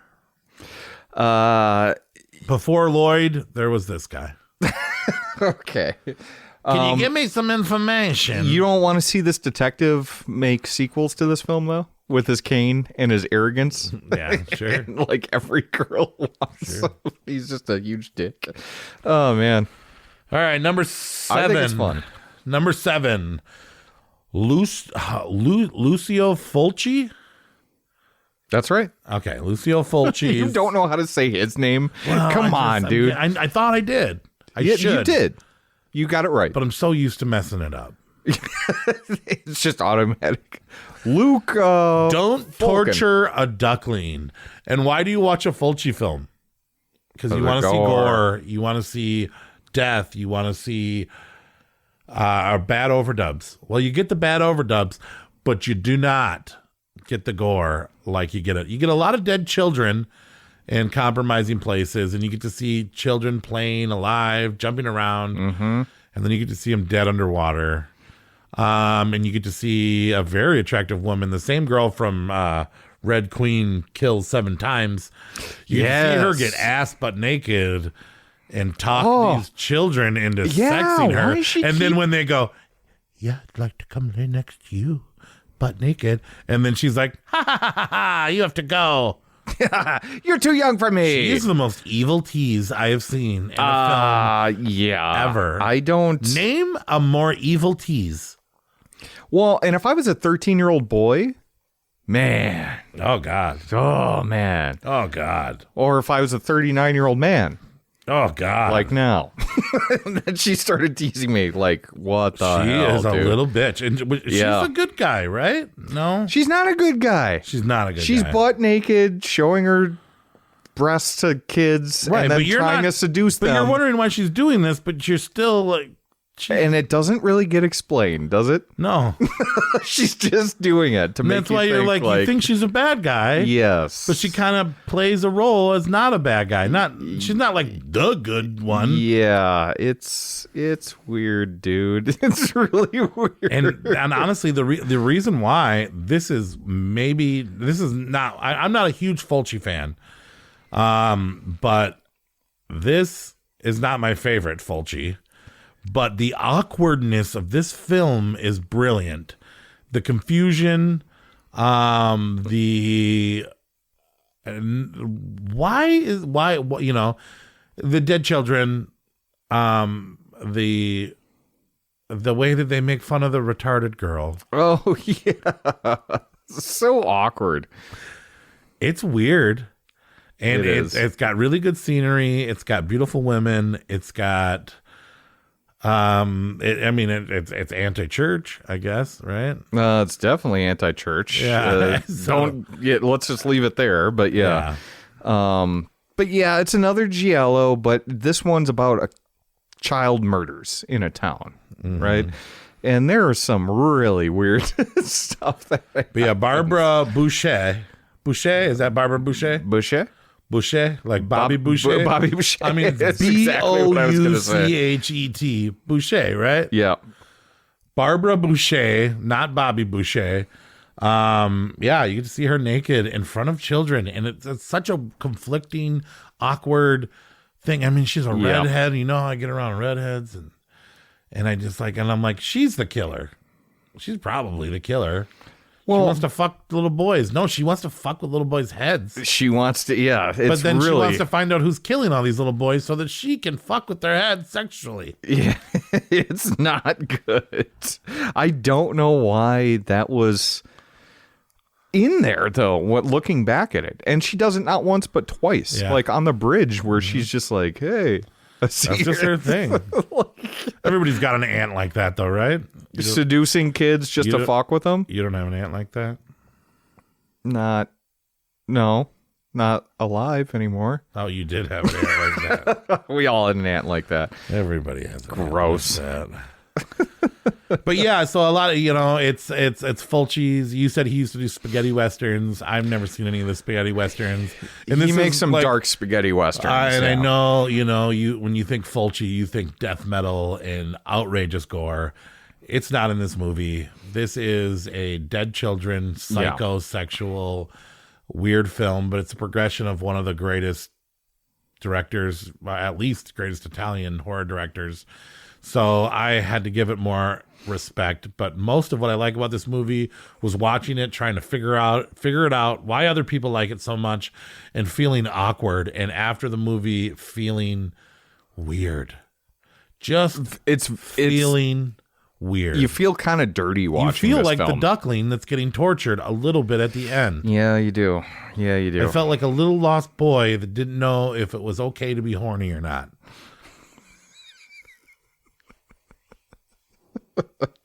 Was it okay to be horny in that movie? I think it's very horny. Yeah.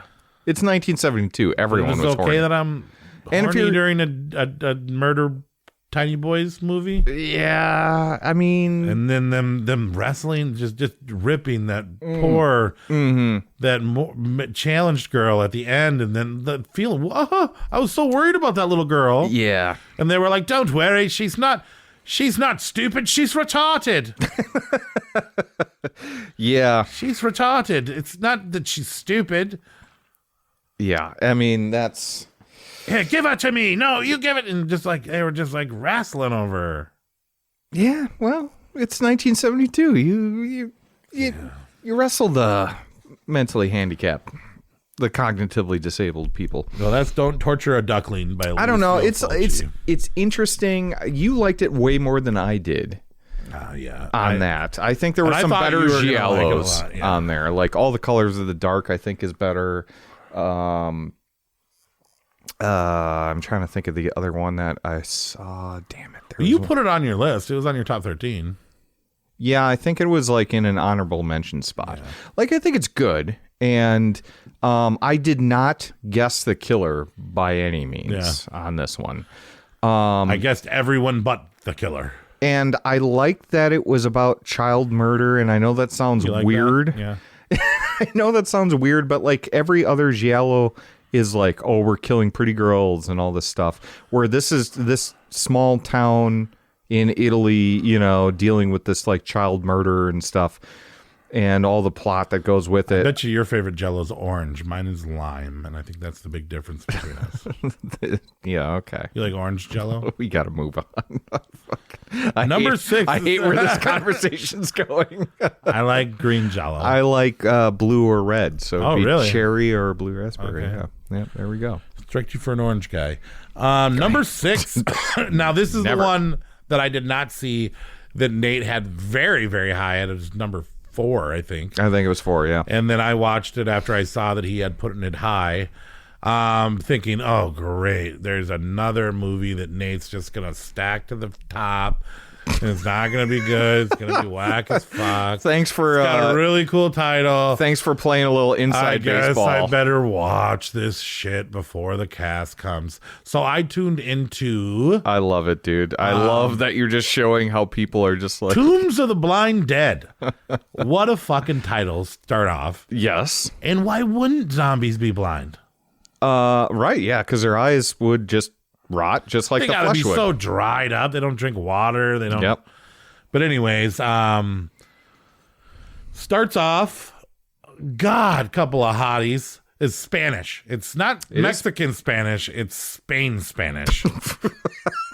Is it? That's right. That's 100% right. Spain Spanish. Armando Orsor is the director. Which is like an aggressive, they're aggressive Mexicans.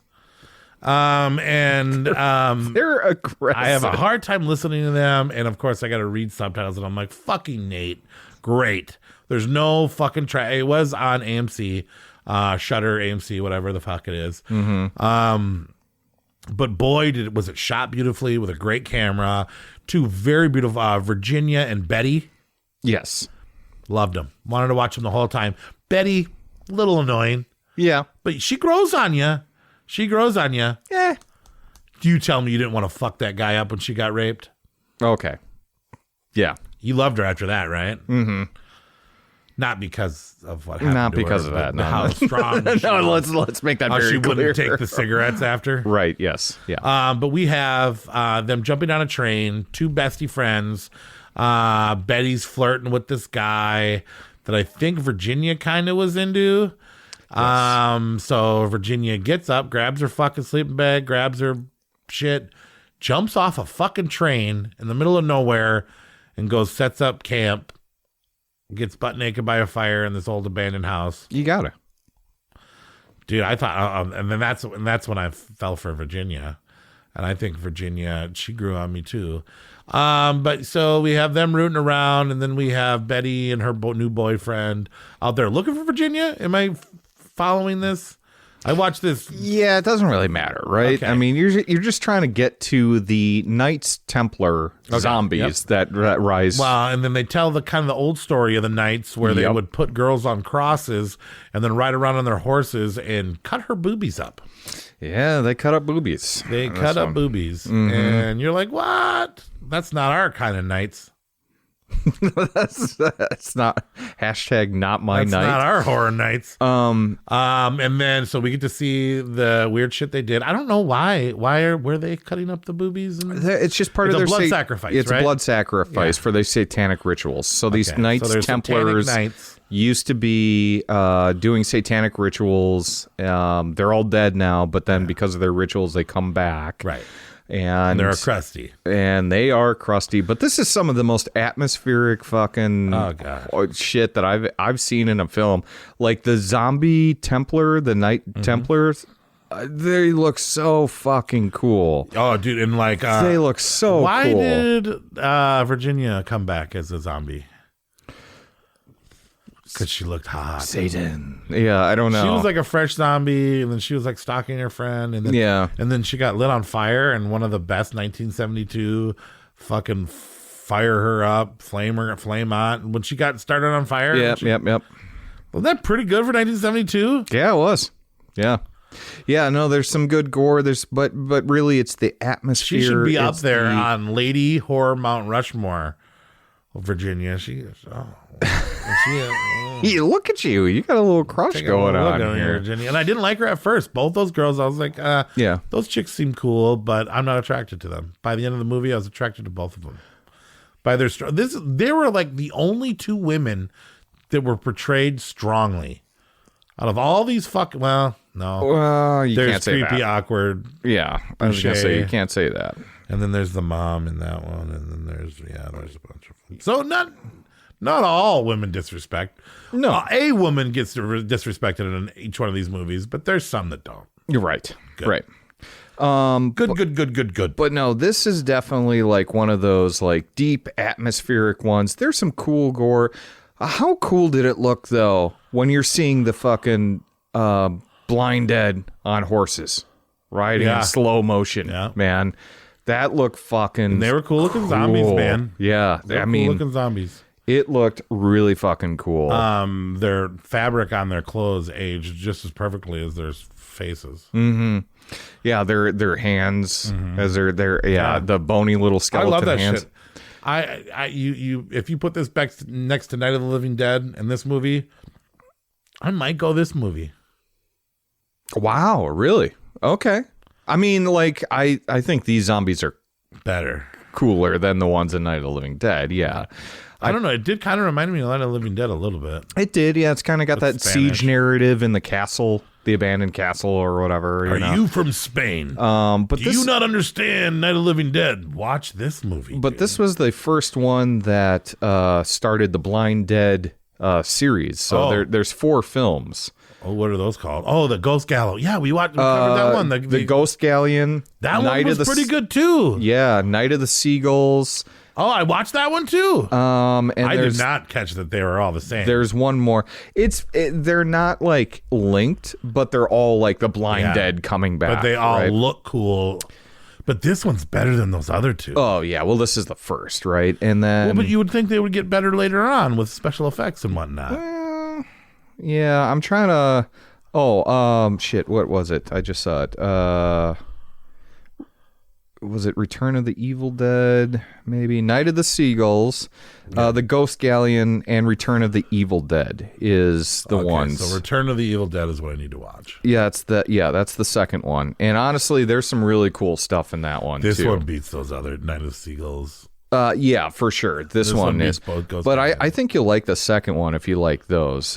Second one's my favorite. I didn't hate those other two, but I liked this one. Yeah, I think you'll like the second one. Yeah. And the other ones are kind of, well, we get it. We get it. Why can't they dub it like Fulci does? Why can't it be? Yeah, no, it's rough dubs, but I mean like the atmosphere. No, there's no dubs. It's reading subtitles. Oh, you watched it with, so Can you get it with dub? You have it with dub? I have it on DVDs. I would love to not have to listen to that Spanish. Yeah. I mean, it's not great though. No disrespect to Spanish. No, I get it. Italian's fun. Australian's fun. If it's a quality movie, I want to watch the subtitles, right? I want to get the stuff. This isn't like it's a quality movie. Don't get me wrong, but like it's Give me not an American dub. Yeah. American. You know what I'm trying to say. I get it. But no, this is really fucking cool. And the Blind Dead series, man, I mean, you get some really cool atmospheric zombie stuff that you just don't normally get. You get undead knights. Yeah. And they look cool as fuck in all Horror the films. Nights, man. Yeah, and Right up our alley. they're really cool, and you get some good gore in the series. So you should definitely check it out. It's definitely slept on now these days. Not a lot of people know about them. Yeah. So Top 10 Spanish horror films ever. for you, Probably. yeah. Oh yeah, sure. Well, I'm glad you liked it that much. Probably. Number 5. You know him. You love him. Dr. Phibes rises again. Not a good canoeer. He's not great. Well, I mean, he can rough it when he's magic, but yeah. Is it Phibes? Fibs? What's going on Dr. Phibes, I think it is. Okay, it is Phibes. And maybe it's Phibes. No, you're probably right. It's Phibes. I think it's Phibes. He's not though. like a fibber. It's Phibes. No. Yeah, it's fine. I've always said Phibes. Dr. Phibes. Let me pull up the trailer while you are Give me a high Phibes. Yeah, so high Phibes. the picking up where the last one left off, the Dr. Phibes rises again to seek the scrolls of life in Egypt this time, so he can resurrect his, what is it, Lola? Vulva, yeah. Volnavia? Volnavia, yeah. Volnavia. I think that's like her. Navia? Yeah, whatever. But basically, his undead bride from the first film too. So, if you guys have seen The Abominable Dr. Phibes, this is more of the good stuff. He's playing his fucking organ. He's setting up jigsaw style traps. That's what I'm talking about. He looks so fucking cool, dude. Yeah. I mean, he has Vincent Price's face, but that's a fake face he made over a rotted skeleton underneath, and he's so hideous, and he's such a romantic, and he's such a lover. Everything he does. In the first movie, he goes on this mad quest so that he can rest eternally with his love, Victoria, or Volviana, which she becomes, Volnavia, or whatever. I haven't watched the first one like I wanted to. In fact, part of me was like, I wish we did 71 first, because I love this film so much, and I love the character Phibes. Oh, and The Abominable Dr. Phibes is way better than this one, as far as I'm concerned. This movie, and it has its ending, and then this movie a year later is like, you know, that one thing that's the only thing that he ever wanted? Let's ruin that just so we can bring him back and have him do it again. Yeah. So he's got this like perfect grave with his love, and then he gets up and he fucks with shit when he shouldn't be fucking with shit. Oh, you cryo-sleeped. Yeah. Before cryo-sleeping was a thing, right? Yeah. And a lot of people compare this, say that that Saw wouldn't exist without this film because of the creative deaths and the traps that he puts these people in. First one is just the same too, with the bugs and the needles and the. But I love this character. I think this is my favorite Vincent Price character. Yeah. It's wildly original. The design is amazing. His cloaks are amazing. He's a funny character. The women are beautiful. The acting is good. I don't know, man. It's just different. And it's for 1972. I wanted to give it some love. I know I put it way higher than you did, but yeah, if it was the first film, this would have been pretty high up on my film or on my list. I don't think the sequel connects as well as the first film does. Right. A large part is because it kind of undercuts it, and then the whole like Egyptian stuff is just not for me. But you still have Dr. Phibes being Dr. Phibes, where he's killing people in these inventive ways. Phibes. Yeah, okay. Yeah, I always said it was Phibes, but people have called him Phibes before. Yeah. Like old Phibesy. Phibes. Yeah, and so I'm like, yeah, I don't know. But yeah, he's got some really creative kills that definitely had to lend a hand into the creation of Jigsaw, right? Right. I mean, what's your favorite Vincent Price? Probably The Abominable Dr. Phibes, the first one. Yeah, but we're talking about characters that he's played. This is your favorite role that he's been in? Yes. Yeah. Okay. Yeah, I think so, because, I mean, a lot of the stuff is like... This is towards the end of his There's career. a raven over there, you know, like, and I mean, like, House of Wax was good and, you know, stuff, but like... House on Haunted Hill or whatever. House on Haunted Hill, but he's playing like a... Himself. Yeah, like a creepy rich guy, Yeah, you know what I mean? Always that guy. But this this is role... different. Yeah. This is much different. I think that this is a criminally underrated horror icon, and I wish that there was more. And I'm going to say it right now. I want a remake. I think that this would be a good candidate for a remake. Yeah. That Kyle Gallagher guy from Smile 2 and Strange Darling. Oh, that'd be a great recast. Yeah. And then the gore is going to be unreal, right? Yeah. Yeah. You what Saw couldn't do. Yep. Add Supernatural, put Kyle Gallagher in a fucking... Is that his name? Gallner. Yeah. Put him in a little white cloak and ripping off his face. Yeah. He loves horror. Well, that's what's cool about it too, though, is he's got this like Phantom of the Opera style vibes too, right? Like a little bit of a Dracula thing, a little bit of a. But it's so unique. His voice box is damaged. He has to put the speaker on his neck. Yeah, which just sounds exactly like how he normally talks. Yeah, with a little bit of distortion. A little bit of distortion. Yeah, there's a little bit of distortion. Right, but I mean, like. It's unique. It's colorful as all hell. It's super 70s, and I mean, both these films, they're not overdone because they stopped at 2, right? I'm really glad that they did that. I think they should have kept on going. No, remake it. I think you're 100% right. I mean, if they're gonna do the second one, if we did a Dr. Phibes I'm saying one, they should have probably stopped after 1. But if they did a second one, you might as well do 3. I don't know. All right, no one can take that idea. Corey and I are going to work on a script for the new Dr. Phibes film. Dr. Phibes. Yeah. Yeah, it'll be perfect. And then we'll just, we can't have the abominable Dr. Phibes anymore. We'll just have to call it Phibes. Yeah. And then everyone's like, high fives. Yeah, high fives. That'll be the 5th film in the franchise. High fives. But no, it's great. It's really fun. And if you like the first one, it doesn't have the same quality. Yeah. But it's pretty close, dude. It's still pretty good. close. It's just he should have never did it. He should have never rised again. He should have just been abominable. And then he got what he wanted. He should have never rised again. He should have never rised again. Excuse me. She goes, yes. Go back in. Go back in. You should not rise. Stop rising again. Stop rising, man. Phibes, don't rise. All right. So that's Dr. Phibes. Number 4, again. Brian De Palma's sisters. Early De Palma. Dude, tell me that this didn't feel like a Hitchcock fucking... Well, that's Brian De Palma, right? I mean, everything he does has very Hitchcockian vibes. Oh, I mean, God. like Dressed to Kill... it was color. It had double. the chick from Black Christmas in it before she was in Black Christmas, and Margot Kidder, and then the guy from Paradise, Phantom of the Paradise. Yep. Did you know that was him? Yeah, I did. Because I did not at first until after I watched it, and I was like, "Oh, really? That was the Phantom." Yeah, and I was like, I kind of like that guy, and I didn't know why. Well, he's weird looking, right? So I mean, like, yeah. Oh yeah, fuck yeah. And then we have a super great kill, birthday kill. Some guy gets laid.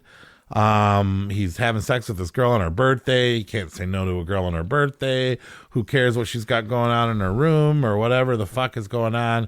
Little weird, good sex scene. She says, "Hey, it's my birthday. I don't really want to celebrate." God, the guy's kind enough to go get him a fucking cake. He's such a sweetheart, he's too. A sweet guy. Yeah. He deserved every ounce of like I'm getting a vagina he got. He deserved it a second round. I'm getting a cake for this one night stand that I just had. But she needed to get those pills, and she was getting sick on the floor. He took a little too long getting that stupid lady to, I can't put all that on a cake. We got to wait for the cake lady. Well, come on. I just love how he's like, I'll fucking do it. You can't do it. I'll do it. It can't be that hard. Yeah. But anyway. And then he brings a cake, not knowing that the woman that he was with is in peril, or is she? I don't know. A lot of twists and turns in here too. Lots of twists and So turns. she's under the bed, not feeling very well. He throws a cake on there, tries to be nice, and you get an amazing kill scene. Yes, you do. Of a woman under a blanket crabby. As they are. I've never seen a woman so crabby. Have you? I have. Well, I've seen some crabby women before. Unfortunately. This woman is crabby. And the music, just like in Psycho when she's getting stabbed in the shower. Yes. He does these perfectly, and they emulate that. And me, after watching all the Psycho movies, I think made me like this more. There's some cinematography that is just amazing. Some split screen. The split screen is fucking fantastic. And that part where the guy is dying in the window and the lady across the window is looking in the window. Well, in his hands. What's so interesting. Award winning. What's so interesting about it is it's basically like it's ending one story and starting another immediately, right? Because like what this story is about is that a person witnesses a murder, and then tries to tell the police about it, and then they can't find that this person was murdered. Right. And so, you're rooting for this guy. He's like, hey, man, he had a nice one-night stand. He's a quality dude. He's a good dude. He got her birthday cake. He gets murdered, and then in this awesome split screen, it starts a second story, which is the main story of the movie. Very Psycho-esque, right? Because like Janet Leigh, right, switch, where you thought like, that's the main character, and then they die. And sorry, we're spoiling it, but I mean, like, it's 1972, guys. It's 1972, and look up anything about this movie. It'll be in the first sentence about this woman witnesses a murder, right? So, like, through a window in a great scene. Fucking awesome scene, yeah. And then you start going down the rabbit hole with all the twists and turns of, where is this body? Who, she hires a private investigator because the police don't believe her, that she witnessed the murder. Or she ain't got nobody, right? And then the only body she got is her. And how long do you think that guy's still up there? Is he still watching that piece of furniture? People will know what I'm talking about when we get there. Well, and then the end goes off the rails. And then you start thinking, like, is that person the person? And then you find out that person. Should we ruin it or no? No, don't. Yeah. Well, anyways, but can I say that it is also a Siamese twin horror? Oh yeah. Yeah, you got some Dead Ringers stuff in there too, because the sister's angle is the main character, the Margot Kidder. She was a Siamese twin that was successfully removed from her sister. And then they meet up on their birthday. Mm-hmm. Yeah. So it is. Yeah. So it is very Hitchcockian. It's very, but it's Brian De Palma, right? And he's made a living of making tense thrillers in the vein of Hitchcock. Body Double, Dress to Kill, Blowout. I mean, he has made some fucking fantastic thrillers, just like Hitchcock. And he's still going, but not great anymore. Yeah, he started making movies for other people. He should have died like Hitchcock. No, just kidding. But Something no, like that. Yeah, it's he's made Sisters some is great, ones. and I did not see this coming. This was the very first movie I watched in my list, and wow! And I did not think it was going to stay high. It kept on floating between my number 2 and my number 5. It was in all those spots, and it ended up at number 2 for me, dude. Number 2. This was your number 2? Mm-hmm. Wow. Okay. I think there's a lot of rewatchability to this. I think there is too. And I think like as far as filmmaking, and then so like a lot of these movies are horrific and dark and nasty, but this one is like beautiful. Yeah. And it's like great cinema, man. Great cinema. I think some of the twists, I judged it on that story-wise, because this is my first time I've ever watched Sisters. Yeah, me before. too. Oh, really? Yeah. I think I judged it on the storyline. If I was to watch it again on like the filmmaking thing, it would probably go up higher, right, on my list. Just speaks to this is a lot of like first time stuff. Did they ever do split screen shit like that? Yeah, they did. I mean, Hitchcock was doing that. That's where Brian De Palma got the inspiration for it. But I mean, like, It's hard for it to get pulled off that effectively, right? And the only two people, if you were to say, hey, we're doing a split screen, who's the best people to do it? Hitchcock, De Palma. Yeah. You know, because they're masters of their craft. Well, this isn't a horror movie, but that James Van Der Beek movie, Rules of Attraction. Yeah. They did some brilliant split screen stuff where there was like two things happening, and then when they bump into each other, it would like. But yeah, it reminded me of that shit. Just like state of the art. Yeah. So that was a movie that deserves to be respected, I think.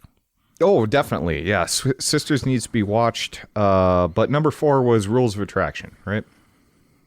That's what you just said. Did you just glare at me? Well, what do you mean? I'm just saying split screen. I'm just kidding. So number 4 was Sisters. Number 3. The debate between on whether or not this movie belonged on there or not, and obviously we've already been poking fun of it today. And I was going to open up this dialogue with banjo mouth noises, but we're not going to do that.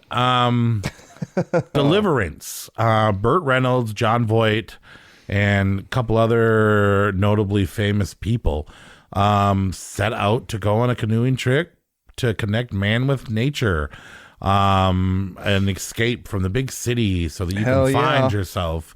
What will you do when you destroy all nature and you have nowhere to go?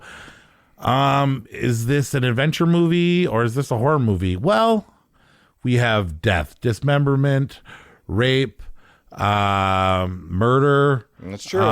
Revenge. We have danger. We have horrifying. This movie is terrifying. Yes. This movie is real.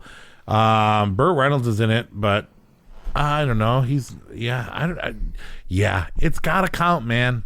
I mean, I think it deserves a little bit of a handicap. A lot of people count it. I think, I mean, it is terrifying though. If you were to take this trip, it would be absolutely horrifying.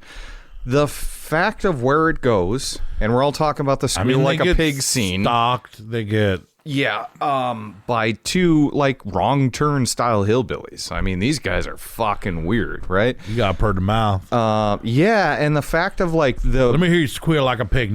You got a pretty mouth, and let me hear you squeal like a pig. We're both improv. Well, no one's like, hey, we're watching a film with Burt Reynolds, Jon Voight, Ned Beatty, was before they were Ronnie Cox. You got all these people in it, and they're like, yeah, we're gonna watch this film, but one of them's gonna get butt fucked. Like no one thinks it's gonna go to that level. Well, were they thinking that in 72 though? Maybe not back then. No, I'm thinking maybe they were expecting it, but yeah. They're like, when's the butt fucking? Yeah. It's 72. I saw that coming. I knew that was going to happen. But now, for a younger crowd, if you were to watch this film, you'd be like, whoa, like, I can't believe they went there, because I don't think that it takes it to another level on this. And I think that that's where some of the horror comes in. Right. It's very realistic horror. It's not like a guy in a mask slashing When the book people was very popular before or at the same time as this? I think before. Okay. Yeah. I think this was, everybody knew it was coming because a lot of people read the book. It was a very popular book. Yep. Come on. Fucking night things blowing up. Oh yeah, yeah. We got all the. We're trying to talk about something seriously. Yes. We're talking about all the Savage Horror Creeps Knights are texting us as we're podcasting right now. But yeah. So yeah, but they're roughing it. They get warned, just like any slasher film. You don't want to go down there. Why would you want to go down there? Why do you want to do that? Don't go there. You're gonna die don't down go there. Down that river. Yeah, don't go down that river, man. You're gonna eat you up, man. You city boys. Yeah. Don't go down there. Why do you want to go down there? Because it's there. They go down there. You get all the same tropes as a horror film. It's true. They jump in there. They go down it. I mean, granted, there's no women or anything like that. But help me talk about Deliverance here. This is your number 2. This would be my number 2. This would be my number 1 had it been overtly horror. And I think that there's a conversation there to go. But if there wasn't the dueling banjos, this would be my number 9. Oh, you love it that much with the dueling I'm banjos. saying the dueling banjos is the best part. See, I love the adventure aspect of it. You're going down the river. There's fucking people getting hunted. There's all this stuff. I mean, there's definitely some like murder. There's tension. Burt Reynolds. Not to spoil it, but you should have seen this movie. It's 53 years old now at this point. Burt Reynolds is classic. the guy that you're like, oh, well, he'll get us out of this situation. And then he gets his leg broken, and he gets kind of fucked up. Cries and whines through the second half of the movie. And he kind of gets taken out in a That's another backseat. horror element. The person that feels like they need to be in control loses control and then has to... And then the guy that is like least equipped to handle this situation climbs up a fucking mountain, kills a backwoods... Oh, God. But I mean, like, he has to step up to the challenge of it. And I think that makes it so exciting. Not to mention... You get that kind of like backwoods, like we're going on an adventure type of thing. I would love to take this trip, minus the rape and the murder. Like, if like me, you, it's a real river that a lot of people, the horror bishop. After this movie, a whole bunch of people went there to go do this, which is weird because you'd think because of what happened to them, they wouldn't want to do it. But like behind the scenes, people would go to canoe down there, and I guess like 8 people a year died for the like 10 years after this that were just Deliverance fans going out there to run down, and then they would die in the river. Oh, really? Yeah, this is like a real thing. People found out where it was filmed, and then they had tourists and crazy people to the fact that they ended up having to close it and not let people do it anymore because so many people were going out there and dying. Wow. Really? Yeah, so they were just going down it? Okay. Yeah, it's very dangerous. Well, and then like the conditions that Boone Man, what's his name? The director? John Boorman. He Boone Man. They didn't have fucking stunt guys. So these guys, literally each cast member nearly died like 3 times in the filming of this movie. Oh, yeah, that I believe. Because they were really going down the rapids. Right? And they were really almost dying constantly. Yeah, you didn't fuck around with stunt doubles back the in 72. director, Boorman, who is the director of... was like, hey, you're going to have to do that. And they're like, dude, I'm going to fucking die if I do this. He would jump in there and do it first. So he almost died too. Do you know what he also directed? I'm trying to remember. It's one of your favorites. Yeah. One of my least favorites. Shut up. Leprechaun 4? Okay, that's fair. Exorcist 2. John Boorman directed that. Yeah. He did some other shit too, though. Oh, yeah. He's actually a big-time director. Yeah. I wouldn't put Deliverance and Exorcist 2 back to back, right? But that would be a pretty decent one as long as you watch Exorcist first. Yeah, says who. But yeah, I mean it's fun, man. It's a really good movie despite the Excalibur, heavy, bro. He did the Excalibur. heavy topics. He also did Excalibur, bro. And it still holds up to this day. I think it's still visceral. It's still that squeal like a pig scene still gets to me. It's Verdo's. I it's actually not want fun, to dude. watch after watching this. I looked it up. That Verdo's movie. Oh yeah, looks really good. Burt Reynolds. He's got the same haircut as me. Yeah. You know what I'm talking about? I do. 2 years later, he kind of looks like me. He's just you. Yeah. Do you know what I'm talking about? I do. Yeah. But so you're gonna have to tell us in that little fucking sexy little thing he's wearing. Look at this. Oh yeah, Zardoz. Is that how you say it? Zardoz. Zardoz. But he has the same haircut as me. Yeah, no, he does. Yeah, Sean Connery though. Oh yeah, looks just like you. That's Sean Connery. That looks like Burt Reynolds when you're talking about Burt Reynolds. No, but that's Sean Connery because of the mustache. Zardoz. I'm gonna watch that tonight, I think. All right. Well, that was Deliverance at number 3. Do you think it's a horror movie? I'm not asking you, Nate. I know you think it's a horror movie because you put it on your list as number 2. Yeah, I got to do it. But I'm wondering what other people at home, if we were wrong to put Deliverance up there or not. But like I said, it's horrifying. It's crazy. It's set up weird. There's red herrings. It's an American movie classic, so we don't call it a horror. But I think if it wasn't as successful, people would be calling it a nature horror. You think so? Man versus nature horror. It's horror. Jaws is a horror film, so is this. Oh, okay, that's fair. That's fair. Man versus nature, which is nature is a bunch of butt-fucking hillbillies. Yeah. Cool. That's not the only thing terrifying about this. I like that. That wouldn't have been a problem if they weren't in nature so isolated. That's true. Yeah, they're roughing it. I mean, man. They're roughing it. Those hillbillies wouldn't have been able to rape that guy if they were in downtown fucking Denver. You're just walking through downtown Denver. You got a pretty mouth. You got a pretty mouth. All right, let's get on to our top two. Number two, Blacula, blaxploitation, the first horror blaxploitation film ever made. That's right. And probably the most famous to date. Dracula, way back in the day, set up a meeting with Mama Waldy is Blacula. He has a little meeting with Dracula. With the Dracula. Yeah. The Dracula, the real Dracula. Yep. And we found out Dracula's a little pro-slavery.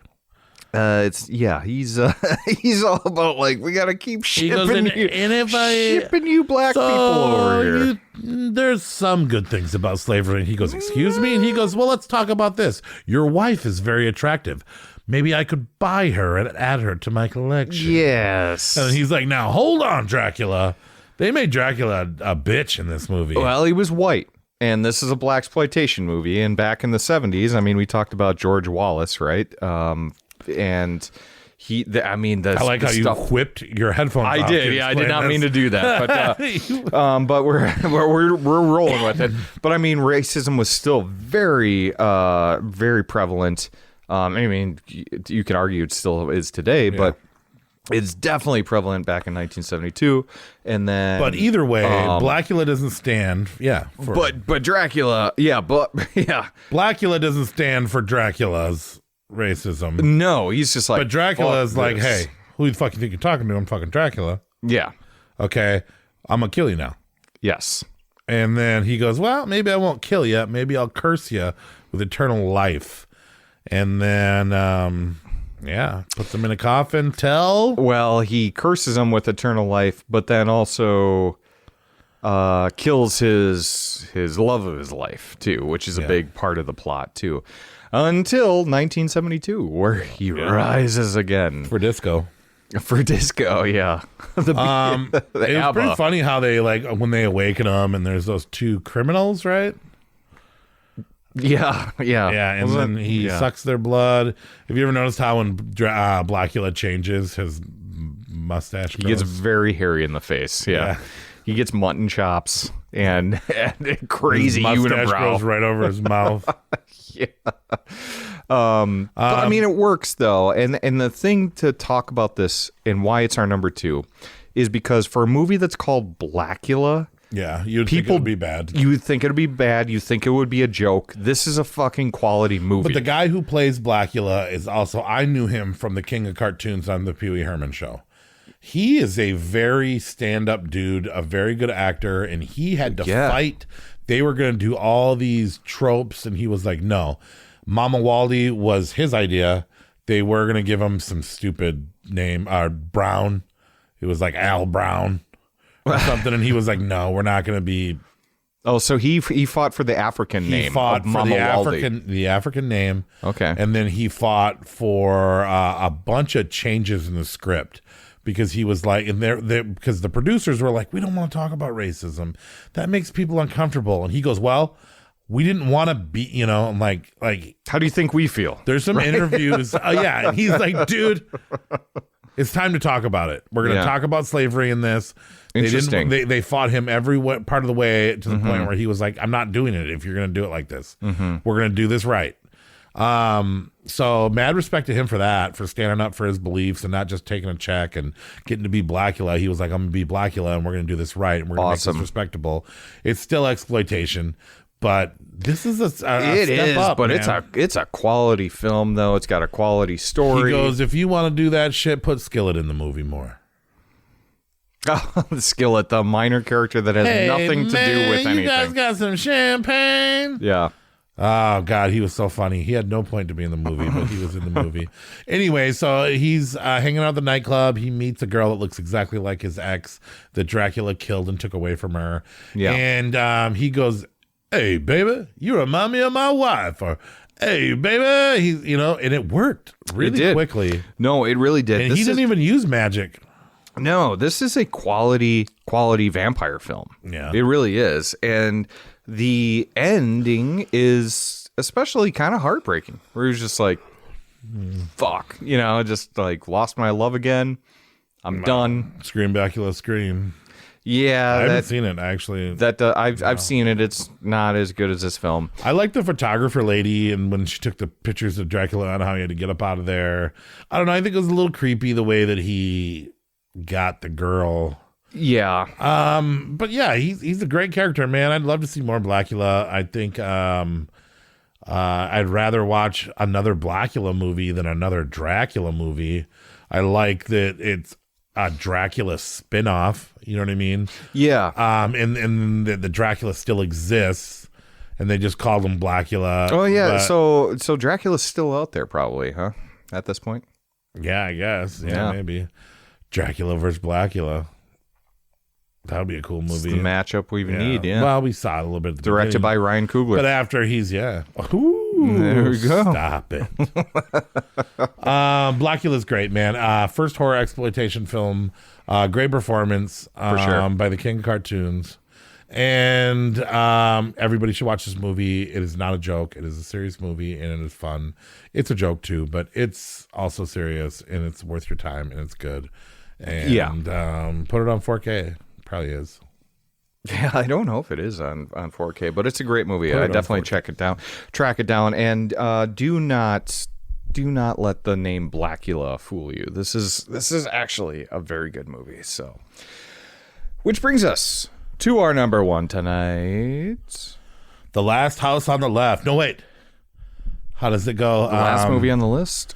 To avoid fainting. It's only a movie. It's only a movie. It's only a movie. It's only a movie. And I don't know if this made people faint. Well, I don't know. I can't speak for 1972. I wasn't alive then, but You can speak for the first time you saw this movie. Didn't make me faint.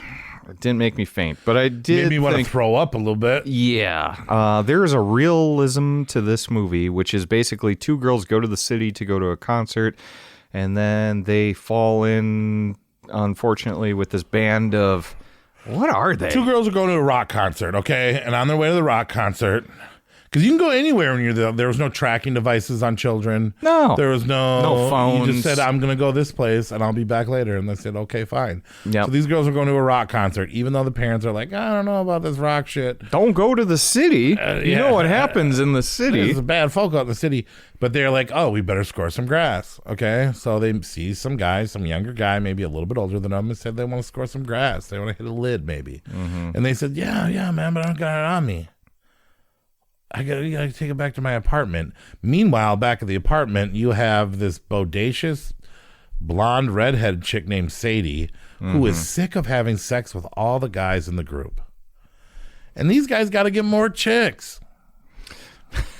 Yeah. We need some more chicks. I'm sick of being the only one with a vagina here. I can't have sex with all you guys. Yep. I'm getting tired. This That is makes too much sense. work. Makes sense. Oh, and then these girls want a lid. Let's bring them in here. We'll have them hang out. And then Sadie will screw all of us again. Okay. So, yeah, they get there, and obviously it was a bad idea. They try to get out. They fail. They still believe that these people might have some good in them, so they plead for them to let them go. And then some ho-dunk, podunk, David Hess music pops on. They throw them in the trunk, and they take her out on the run. Meanwhile, while they're in the trunk and they're playing the most upbeat, weird, goofy movie in the world, Sadie's just hopping on that one guy's dick with a smile on her face. So fucking weird.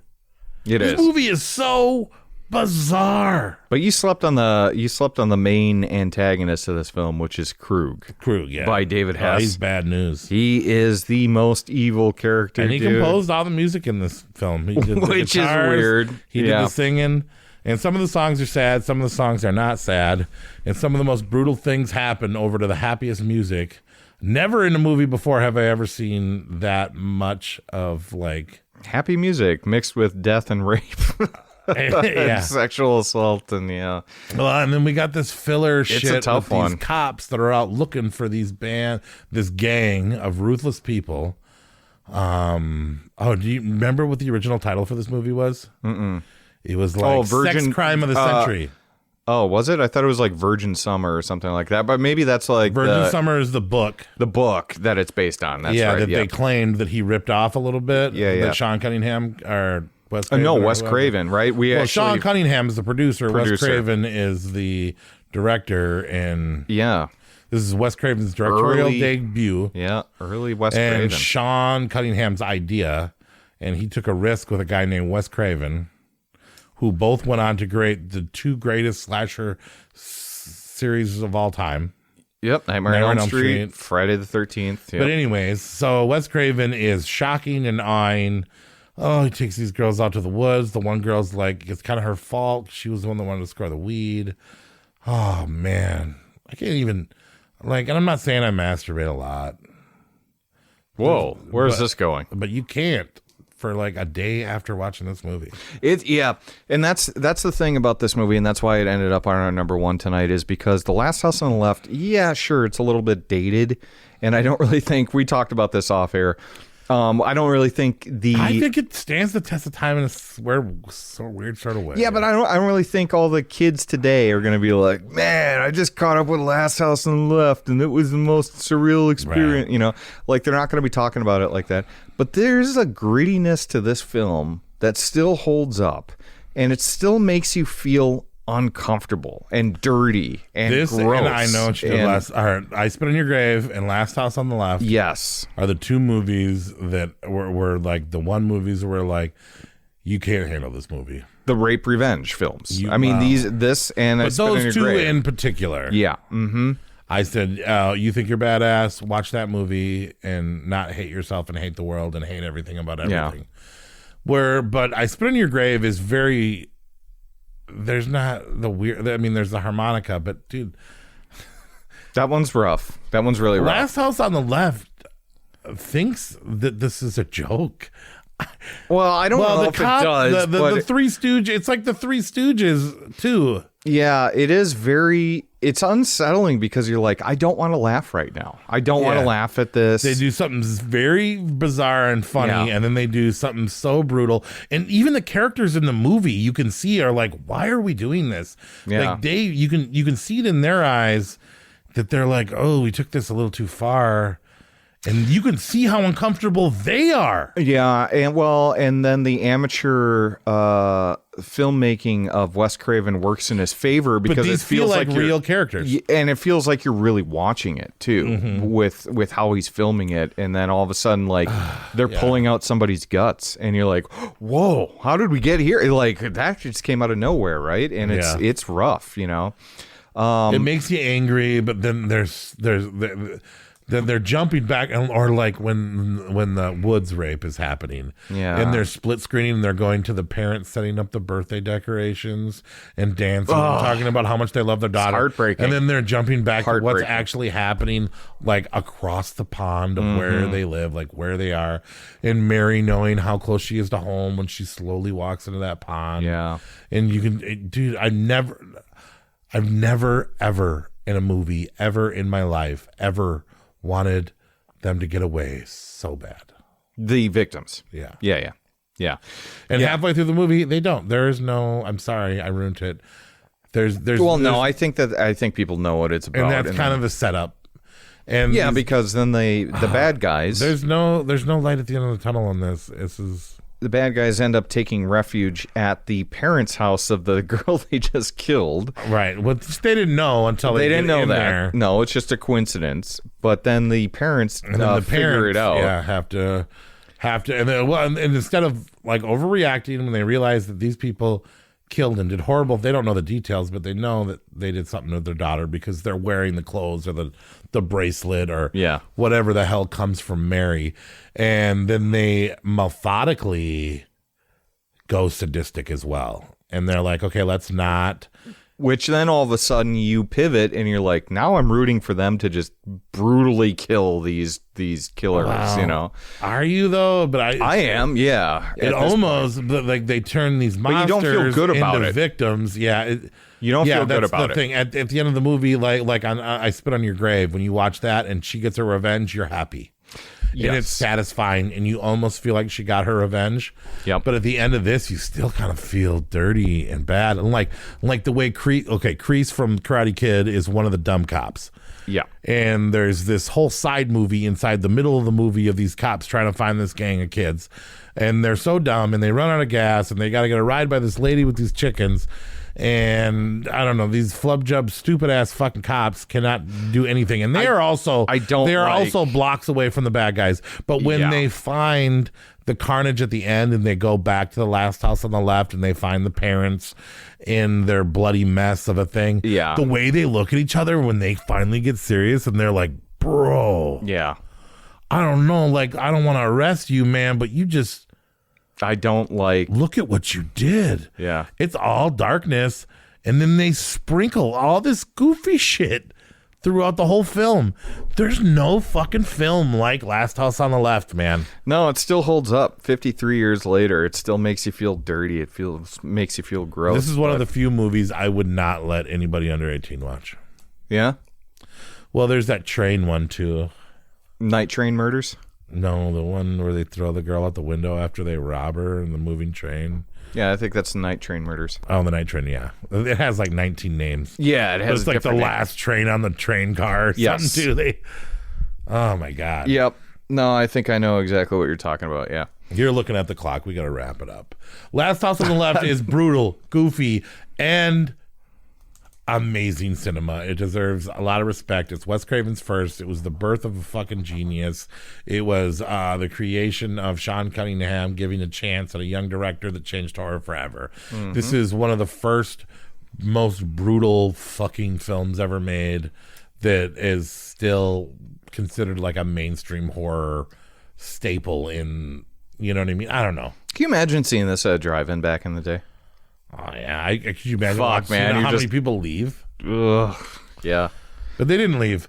And yeah, it's hard. You know, you don't think Last House on the Left, but you have to respect it, man. They went to far depths and they made a film and they made you feel anger. They made you laugh, cry, and scream in the same fucking movie. And it felt real and it didn't feel fake and it didn't feel corny and it felt dirty and gross and sleazy. Yeah. And funny, and it's just fucking weird. It's just weird. It's just a masterpiece. But all right, let's recap it. Number 10, The Red Queen Kills 7 Times. Number 9, The Night Stalker. Number 8, The Gore Girls. Number 7, Don't Torture a Duckling. Number 6, The Tombs of the Blind Dead. Number 5, Dr. Phibes Rises Again. Number 4, Brian De Palma's Sisters. Number 3, Deliverance. Squeal Like a Pig, Nate.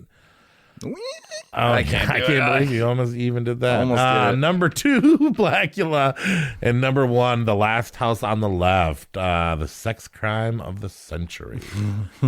What a good time.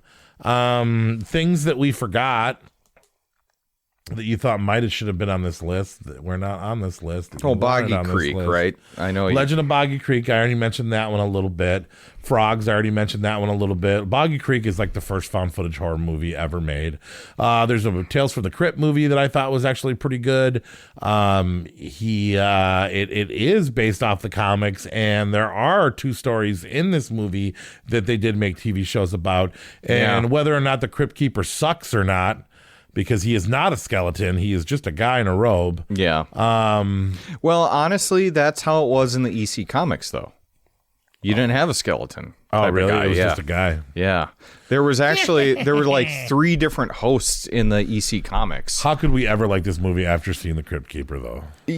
Tales from the Crypt, the show, but changed the acting everything. is great, and the Christmas story is great. Yep. Other shout outs: Children Shouldn't Play with Dead Things by Bob Clark. Yeah, that made my list. Man, that movie is at times so painfully boring, but you get some really cool atmosphere when those zombies start rising up. Yeah, and I do like the aesthetic of it, but yeah. But man, and then it was my 17. It was the main character though. That guy is such a dick. Yeah, it's almost annoying. It is, but there's so many cool things too. Yeah, George A. Romero's Season of the Witch, aka Hungry Wives. Yep. I mean, it's George A. Romero, but the movie's not that good. Baron Blood, I liked quite a bit, and then Mario Bava. The Baron is cool, but the movie is kind of boring. Yeah. And then 2 movies that probably shouldn't be considered horror: Larry Cohen's Bone.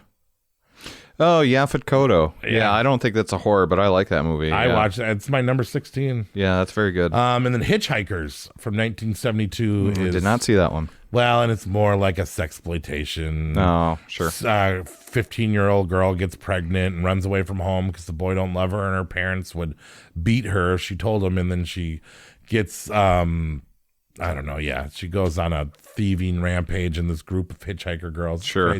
It's crazy. It's got some horror elements, but it was good. A lot of Hammer horror still with Peter Cushing and Christopher Lee. You got Dracula AD 1972. Vampire Circus was this year. I didn't like Vampire Circus. I didn't like Vampire Circus either, but Necromancy I thought was going to be a lot better than it was because Orson Welles is in it and shit. But yeah. But that's end of life. Art's a lot better than the Orson Welles, but so should we do awards? We should. My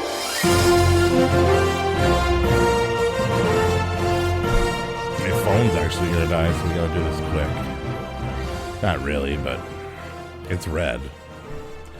Best title, was it Last House on the Left, Blacula, Don't Torture a Duckling, Necromancy, Invasion of the Blood Farmers, Tombs of the Blind Dead, or The Red Queen Kills 7 Times? Man, I like The Red Queen Kills 7 Times. Really? I like Tombs of the Blind Dead. That's pretty good. Both of those are good, though. Best art, was it Dr. Phibes Rises Again? Was it Last House on the Left? Was it Frogs? Was it Night of the Lepus, Baron Blood, Necromancy, Children Shouldn't Play with Dead Things, The Legend of Boggy Creek, The Gore Girls, or Blacula? Man, that's difficult. There's some good old school. There's a lot of ties on there, but I'm picking Frogs. That picture with the frog with the hand hanging out of his mouth, whether or not we get that scene in the movie or not. You don't. That's seared into my brain. I love the Frogs cover. Yep, I like it too. So that's what you're picking too? That is what I am picking. All right. Best music, was it Kruger himself, David Hess's music in Last House on the Left? Was it the Dueling Banjos and Deliverance? Was it the Jalloistic score of Don't Torture a Duckling? Was it the Kill music in Sisters? Was it the Funkadelic music in Blacula? Was it Michael Jackson's song in Ben? Or was it that song Season of the Witch in George A. Romero's Hungry Wives? Oh, I forgot about that. It's a good song. Every time I hear the song's more popular than the movie. It is, but by far. Here goes the season of the witch. Is that Donovan? That's Donovan. Yeah, something like that. I'm picking Deliverance, just that Dueling Banjos thing. It is iconic. Yeah, and I wanted to pick Last House on the Left because that shit is seared in my brain too. But Deliverance, but man. David Hess's music isn't that great. Oh, and David Hess whoop your ass. He's dead. Oh, he is. Yeah, he is. Yeah. Well, so I could talk all the shit I want to. Wait till you see Ken Foree at Crypticon. I'll tell him what you said about David Hess. Heard you talk about my small dick, David Hess. And now you're talking shit about David Hess? He got a bad rap for raping all those people in all those movies. He was a nice guy. He was a Ken Foree impression. He was a nice guy. It's awesome. So I'm picking Deliverance. Yep. All right. Best effects, was it the Gore Girls? Dr. Phibes Rises Again. Don't Torture a Duckling. Tombs of the Blind Dead, Night of the Lepus, or Children Shouldn't Play with Dead Things. It's not Night of the Lepus. They worked really hard on that, though. Dude, Tombs of the... So we're talking about makeup effects then. Well, Tombs of however, the Blind any Dead. special effects, who deserves it for special effects? I'm saying, I don't know. Tombs of the Blind Dead, I guess. I'm going to give it to the actual Knights Templars. I picked Dr. Phibes Rises again because of the set pieces and his little organs. It's swanky, yeah. You got some and the design of crazy, Dr. colorful, Phibes, yeah. and I don't know. Yeah, no, I get It it. was Gore. I almost wanted to say Gore Girls too. Dude, though. that one, I'm telling you, man, that, yeah. It's the grossest, but I don't know if it was the best. No, it's very cheesy. I mean, yeah. But it was the grossest. And who else meat tenderizes a girl's ass? And she was like alive through it. It's just like hamburger meat is basically just getting slapped on her butt. Chunking chunks coming off. Yeah. Best story, was it Brian De Palma's Sisters? Was it Last House on the Left? Was it The Asylum? Was it Don't Torture a Duckling? Was it Deliverance? Was it The Legend of Boggy Creek? Or Tales from the Crypt? This one was a hard one too, where it's like, well, what do you judge it on? Like the power of the story, the twists of the story. Like, I don't know, like the best written was probably Sisters, but I'm saying The Legend of Boggy Creek because it literally created a legend. Well, Bigfoot was a legend before that, though. But right, I'm going to go Last House on the Left because I think that's just such an interesting story. Not so much on the rape aspect, but like where the killers end up at the girl's parents' house. How by coincidence the cops, the killers, and the parents are all within a mile radius of each other. Okay, you're right. That is a big glaring. It's almost lazy writing. Plot hole. But I don't know. Fuck. I get it. I don't know. Probably Sisters, but I wrote down Boggy Creek just because it's a legend. It is a legend. You know what? I kind of like Blacula, though, because I like that they take it back to Dracula in the beginning. That he's the spawn of Dracula. Well, and Mama Waldy's trying to stop the slave trade. Yeah. That's kind of a cool little setup for the film. Undecided then. Best director, was it Brian De Palma doing Sisters? Was it Wes Craven? Last House on the Left? Was it Boorman doing Deliverance? Was it Lucio Fulci in Don't Torture a Duckling? Was it Larry Cohen in Bone? Was it Bob Clark? Yes, it was Bob Clark that did that movie, Children Shouldn't Play with Dead Things. Mm-hmm. Or was it George A. Romero in Hungry Wives? Nah, it's got Brian De Palma. For sure. Even beats out Wes Craven. It was his first one, though. He's not going to beat Brian De Palma. Yeah, no. Although Sisters was one of Brian De Palma's first, too. Yes, it was. But, I mean, that guy had some fucking talent. It looked like he had a little bit more money, too. He definitely did, yeah. Crush. No, never mind. We'll come back to that. Male actor. Was it Blacula? Was it Vincent Price as Phibes? Was it David Hess? Was it Christopher Lee? Was it Peter Cushing? Was it Sam Elliott? Was it John Voight? Was it Burt Reynolds? Was it Yaphet Kotto in Bone?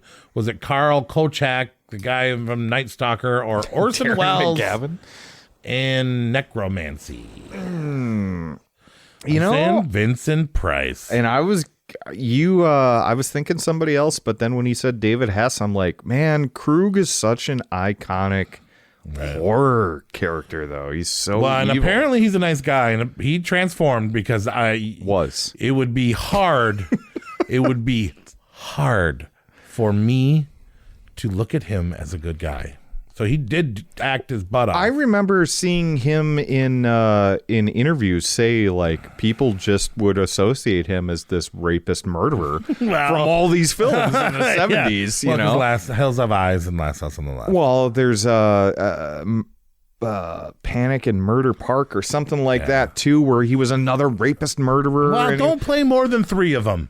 Wow, he's got a hell of a repertoire. Yeah, I mean, he's got a hell of a resume that's just all rapist murderers.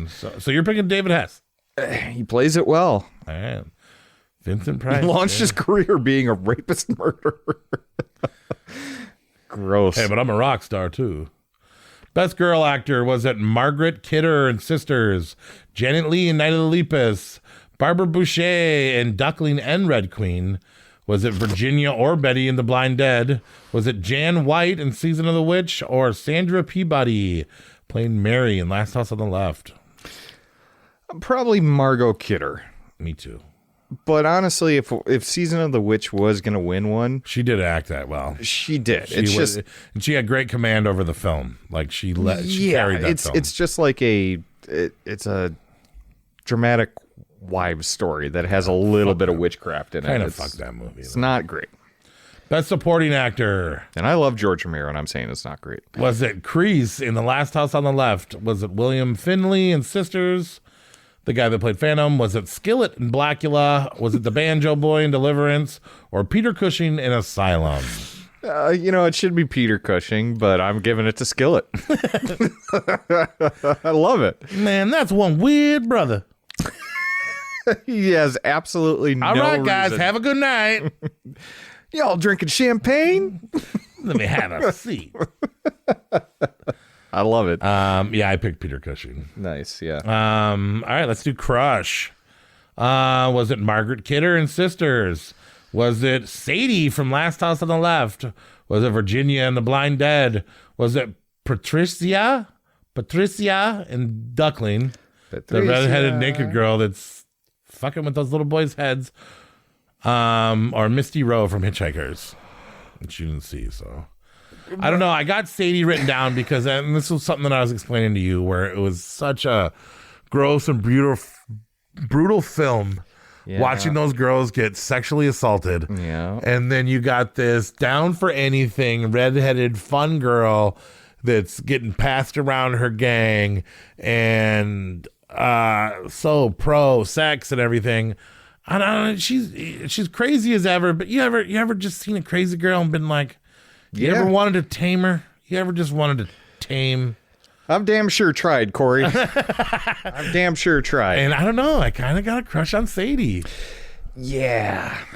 I mean, you heard me talk about Virginia and The Blind Dead, and towards the end I had perhaps maybe like a love thing, but I think things would work out with me and Virginia. If she met me and she was wrapped and she was half zombie and she was wrapped up like a mummy like that, I think I could take her home and I think I could make her mine. She could be my blind dead girlfriend. But but if we're talking crushes, and a crush is something that you want that you know will never work out, guess I'm going with Sadie. Yeah, me too. You're agreeing with me? Oh, yeah. Yeah. I didn't want to spoil it, but like, yeah. Oh, yeah. I mean, get you a girl that'll just hop on your lap while you're driving a car. Yeah, she's dirty. She's dirty. She's so dirty. She's dirty. She's so dirty. Yeah, no, I'm changing it to, no, I'm not going to pick Sadie because, yeah. Patricia? What's the girl from Don't Torture a Duckling? Patricia is her character. Yes, that's the one. Barbara Boucher. Barbara Boucher from Red Queen. But she was. I was just like, but you're gonna pretend you're an 8-year-old boy every time you're with her. I will be dressed like an 8-year-old boy. This is our role playing. I'll be dressed like a little kid. Yeah, that's the only way she'd want you. Yep, and then she'll just be lounging around naked. I'll be like, she was attractive. I don't know if I should be here. No. Come a little closer. And yeah, that's totally... All right, best monster. I'm ruined. Forget about Crush. I'm ruined. Best monster. Was it the Boggy Creek Bigfoot? Was it the contorted or conjoined twins and sisters? Was it Blacula? Was it Phibes? Was it the Zombie Knights and Blind Dead? Was it the huge rabbits in Night of the Lepus? Was it the Thing, hairy monster in Horror Express? Was it Baron himself? Was it the vampire from Night Stalker? Was it the Asphyx, that digital monster in the Asphyx? Or was it the Cobra Woman? See, and I have Baron Blood marked as my win. Because whether or not he was in the movie barely, he did look cool. But I don't know, man. I want to say Boggy Creek Bigfoot. Yeah, I got to give it to the Knights from the Zombie Blind Knights Dead. from Blind Dead. Yeah, I actually gave Blind Dead a lot of awards too. Oh, I'm glad you liked it. All right, well, you quit acting like you made it. Okay, you just told me about it. I produced it. Best hero, there's not a lot of them. Was it the dad in Last House on the Left? Was it Burt Reynolds? Was it John Voight? Was it Blacula? I see him as a hero and a monster. Was it I agree. Pickett, who was Sam Elliott in Frogs, or was it Kolchak in Night Stalker? Oh, that's the only thing that's going to win. I'm going to give it to Kolchak. Burt Reynolds, man, when he saved them guys from, he was about to get a cock in the mouth, and then he popped up with an arrow through the chest, ran away, saved that dude. Oh man, if anybody needed a hero, it was somebody at that time, and it just so happened to be Burt Reynolds with no sleeves and a mustache. Yeah, then he rolled his ankle. When are we ever going to get a chance to give Burt Reynolds Hero Award? Kolchak sacrificed his entire career to kill the vampire. And he started a new career on a TV show making fucking fun of shit and didn't even put a Bigfoot episode in there. I can't say, I haven't watched them all. I've watched only There might be a Bigfoot. There might be a Bigfoot. All right. I'm saying Burt Reynolds. I don't care what you say. Kolchak, whatever. Best kill. Was it the cake knife kill in Sisters? Was it the meat hammer ass tenderized kill in Gore Girls? Was it Blacula turns to maggots at the end in the sun? Was it Virginia burning up in the Blind Dead? Was it the pond execution in Last House on the Left? Was it the metal Venus flytrap kill in Dr. Phibes? Or was it the finally a frog death at the end of Frogs? See, I think about the face chopping up in Gore Girls. But he did that to everybody, didn't he? No. I mean, he was taking out their eyes left and right. Yeah, he loved taking out There was eyes. a lot of face gore. Yeah, there was. But I'm saying the actual one kill, I say it has to be the pond execution. When that girl slowly walks into there and that one is brutal. Looking beyond, I will never forget that. Yeah, that one is brutal. And every time it comes, when it starts to come, my fucking chest hurts and shit. And I watch it and I'm like, oh, fuck. Like it's coming, like when I watch it with somebody. I've watched Last House on the Left probably 15 times. Yeah, I've probably seen it half a dozen. Too many times. Yeah.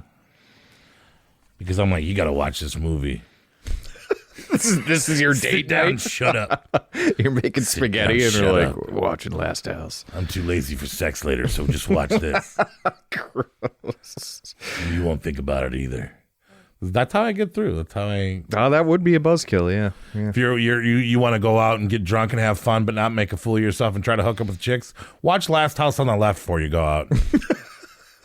Just sucks the energy out of you. Yeah. Okay. Best beginning. Was it racist Dracula and Blacula? Was it the opening for Last House on the Left? We need more chicks. Was it the rising again of Dr. Phibes? Was it the opening of Deliverance? Them explaining Burt Reynolds' voice, telling that story right at the beginning of Deliverance. Yeah. Was it the chicks before they got unhappy in The Blind Dead? Was it the massacre of all the real bunnies in Night of the Lepus? Was it the scenic view in Frogs? Or was it the story in The Red Queen Kills 7 Times? I think it was... I picked Blacula, racist Dracula. Yeah. But it could be The Red Queen Kills 7 Times. Nah, I was going to go Blacula, too, on that one. Just that to have Dracula turn this, yeah. Yeah, I think and then that's kind of be cool. all dumb. I mean, but it kind of pisses me off because I don't want Dracula to be racist. But he would be. He is like ultra white. He is the white. He's Transylvania, Romanian He's almost white. see-through. Right, yeah, he's damn near translucent, dude. Yeah, he would be racist as fuck. All right, best end. Was it the end of Sisters, the end of The Blind Dead, the end of Frogs, the reveal of Baron and Baron Blood, or was it Don't Torture a Duckling and Empty when they're fighting over the mentally challenged young redhead girl? She's not stupid. She's not stupid. She's retarded. I picked Sisters. I think Sisters is kind of cool, yeah. It's all over the place, and yeah. Guy's still up there. Yeah. Yep. Most savage scene. Face mutilations in Gore Girls. Was it the nipple pus martini in Gore Girls? Ugh. Was it the last house on the left, Woods rape? Was it the rape in Deliverance? Was it the rape in Blind Dead? Was it the rape in Bone? Was it the rape in Hitchhikers? Hello, 1970s. Rapes in every fucking movie. Yeah, that's the 70s for you, right but I'm there. into the nipple pus martini. Nipple plus is good.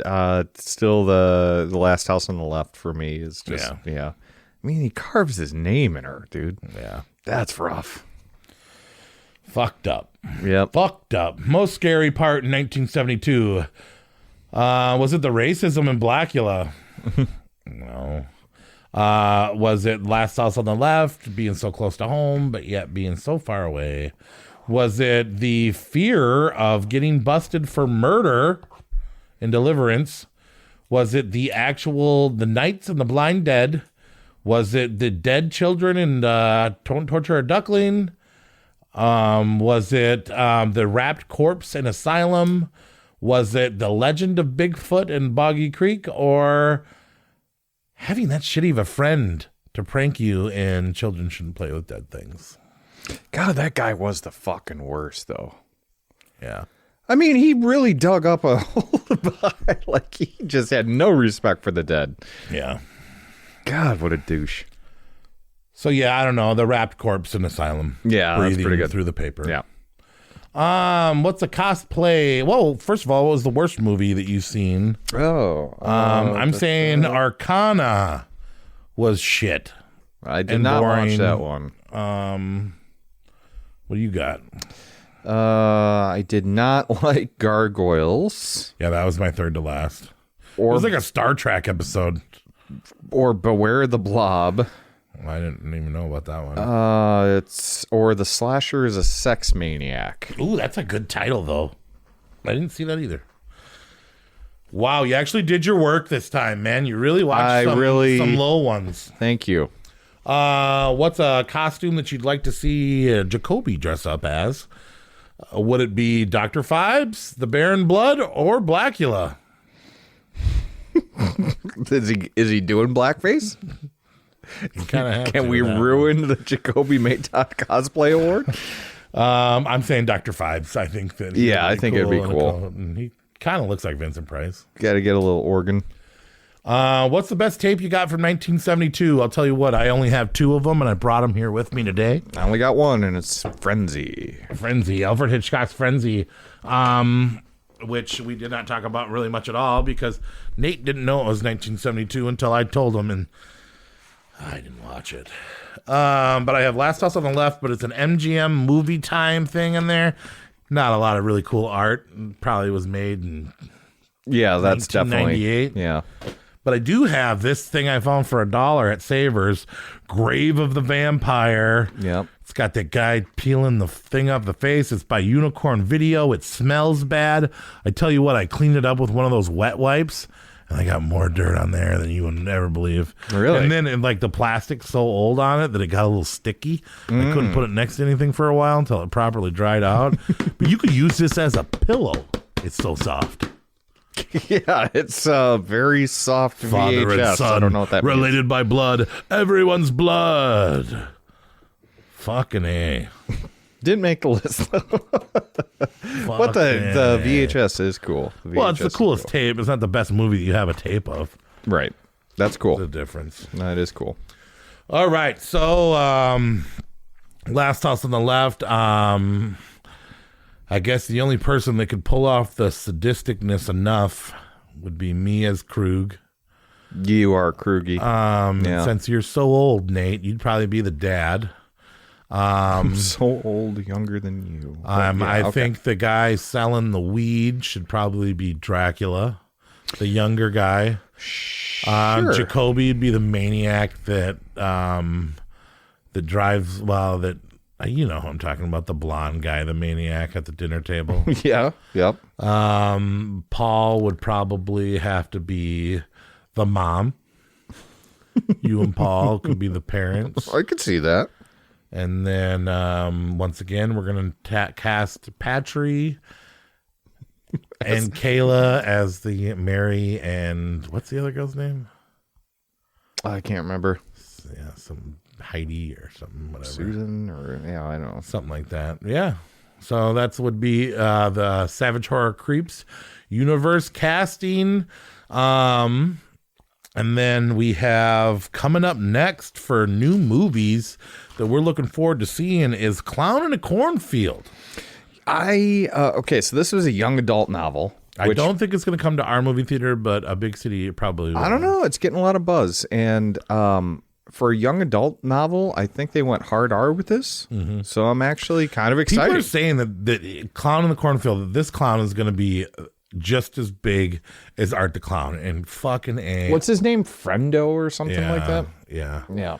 People are saying once you watch this movie that you're going to think that this is just going to be another clown, but this is going to be huge icon character, that there's going to be 10 of these movies. I hope so. And that Art the Clown is in trouble.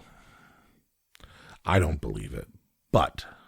Yeah, I don't believe it either. I do think the movie will be all right. I don't think it's going to be... If they're going to lean into the gore and make it hard R and not like PG-13 and stick to that young adult bullshit. Right. Yeah, it's got a chance. Herder. It's got a herder. What else? Yay or nay on Clown in the Cornfield? I'm going to go yay. I'm going to go, I think it's going to be a little bit better than average, but I think just like Dead Male, like the article I read was, Yeah. And you can't fuck with Art the Clown right now, dude. No, you can't. And if he is as good, are you telling me the only thing we can come up with is clowns? I'm a little clowned out. Remember when Walking Dead came out? I was and there going were to say, zombies everywhere. Look at zombies. I'm a little bit clowned out. Yeah, but they do it to death. All right, clowns are so hot right now. So we'll see about Clown in the Cornfield, and end of May. There's a lot of really cool stuff coming out too. So our next episode, we are going to be bringing in Night Andrew, coming in to talk about his new book he'll be releasing that isn't quite a horror movie book, but it talks about horror movies in it. And he's going to tell us about that book. We're going to also have Jacoby come in and talk about his graphic novel, which we've talked about a little bit, but we're going to go a lot more into detail. We're also going to make this a special book episode where we are going to be coming with our favorite book recommendations. It's not going to be a rank. We're not going to be comparing them. It's just going to be 4 guys talking about the best few horror books they've ever read or graphic novels. So we'll have that. We're also going to be celebrating Nate's birthday. I don't know what we're going to do, if it's going to be a prank or a surprise, or if we're just going to bring,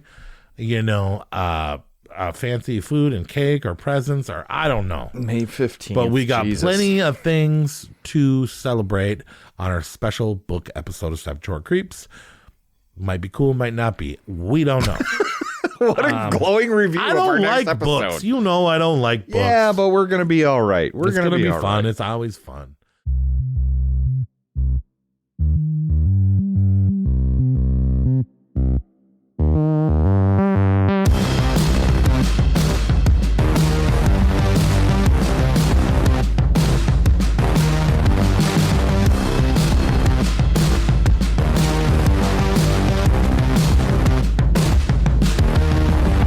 No, I'm going to take this. No, this is...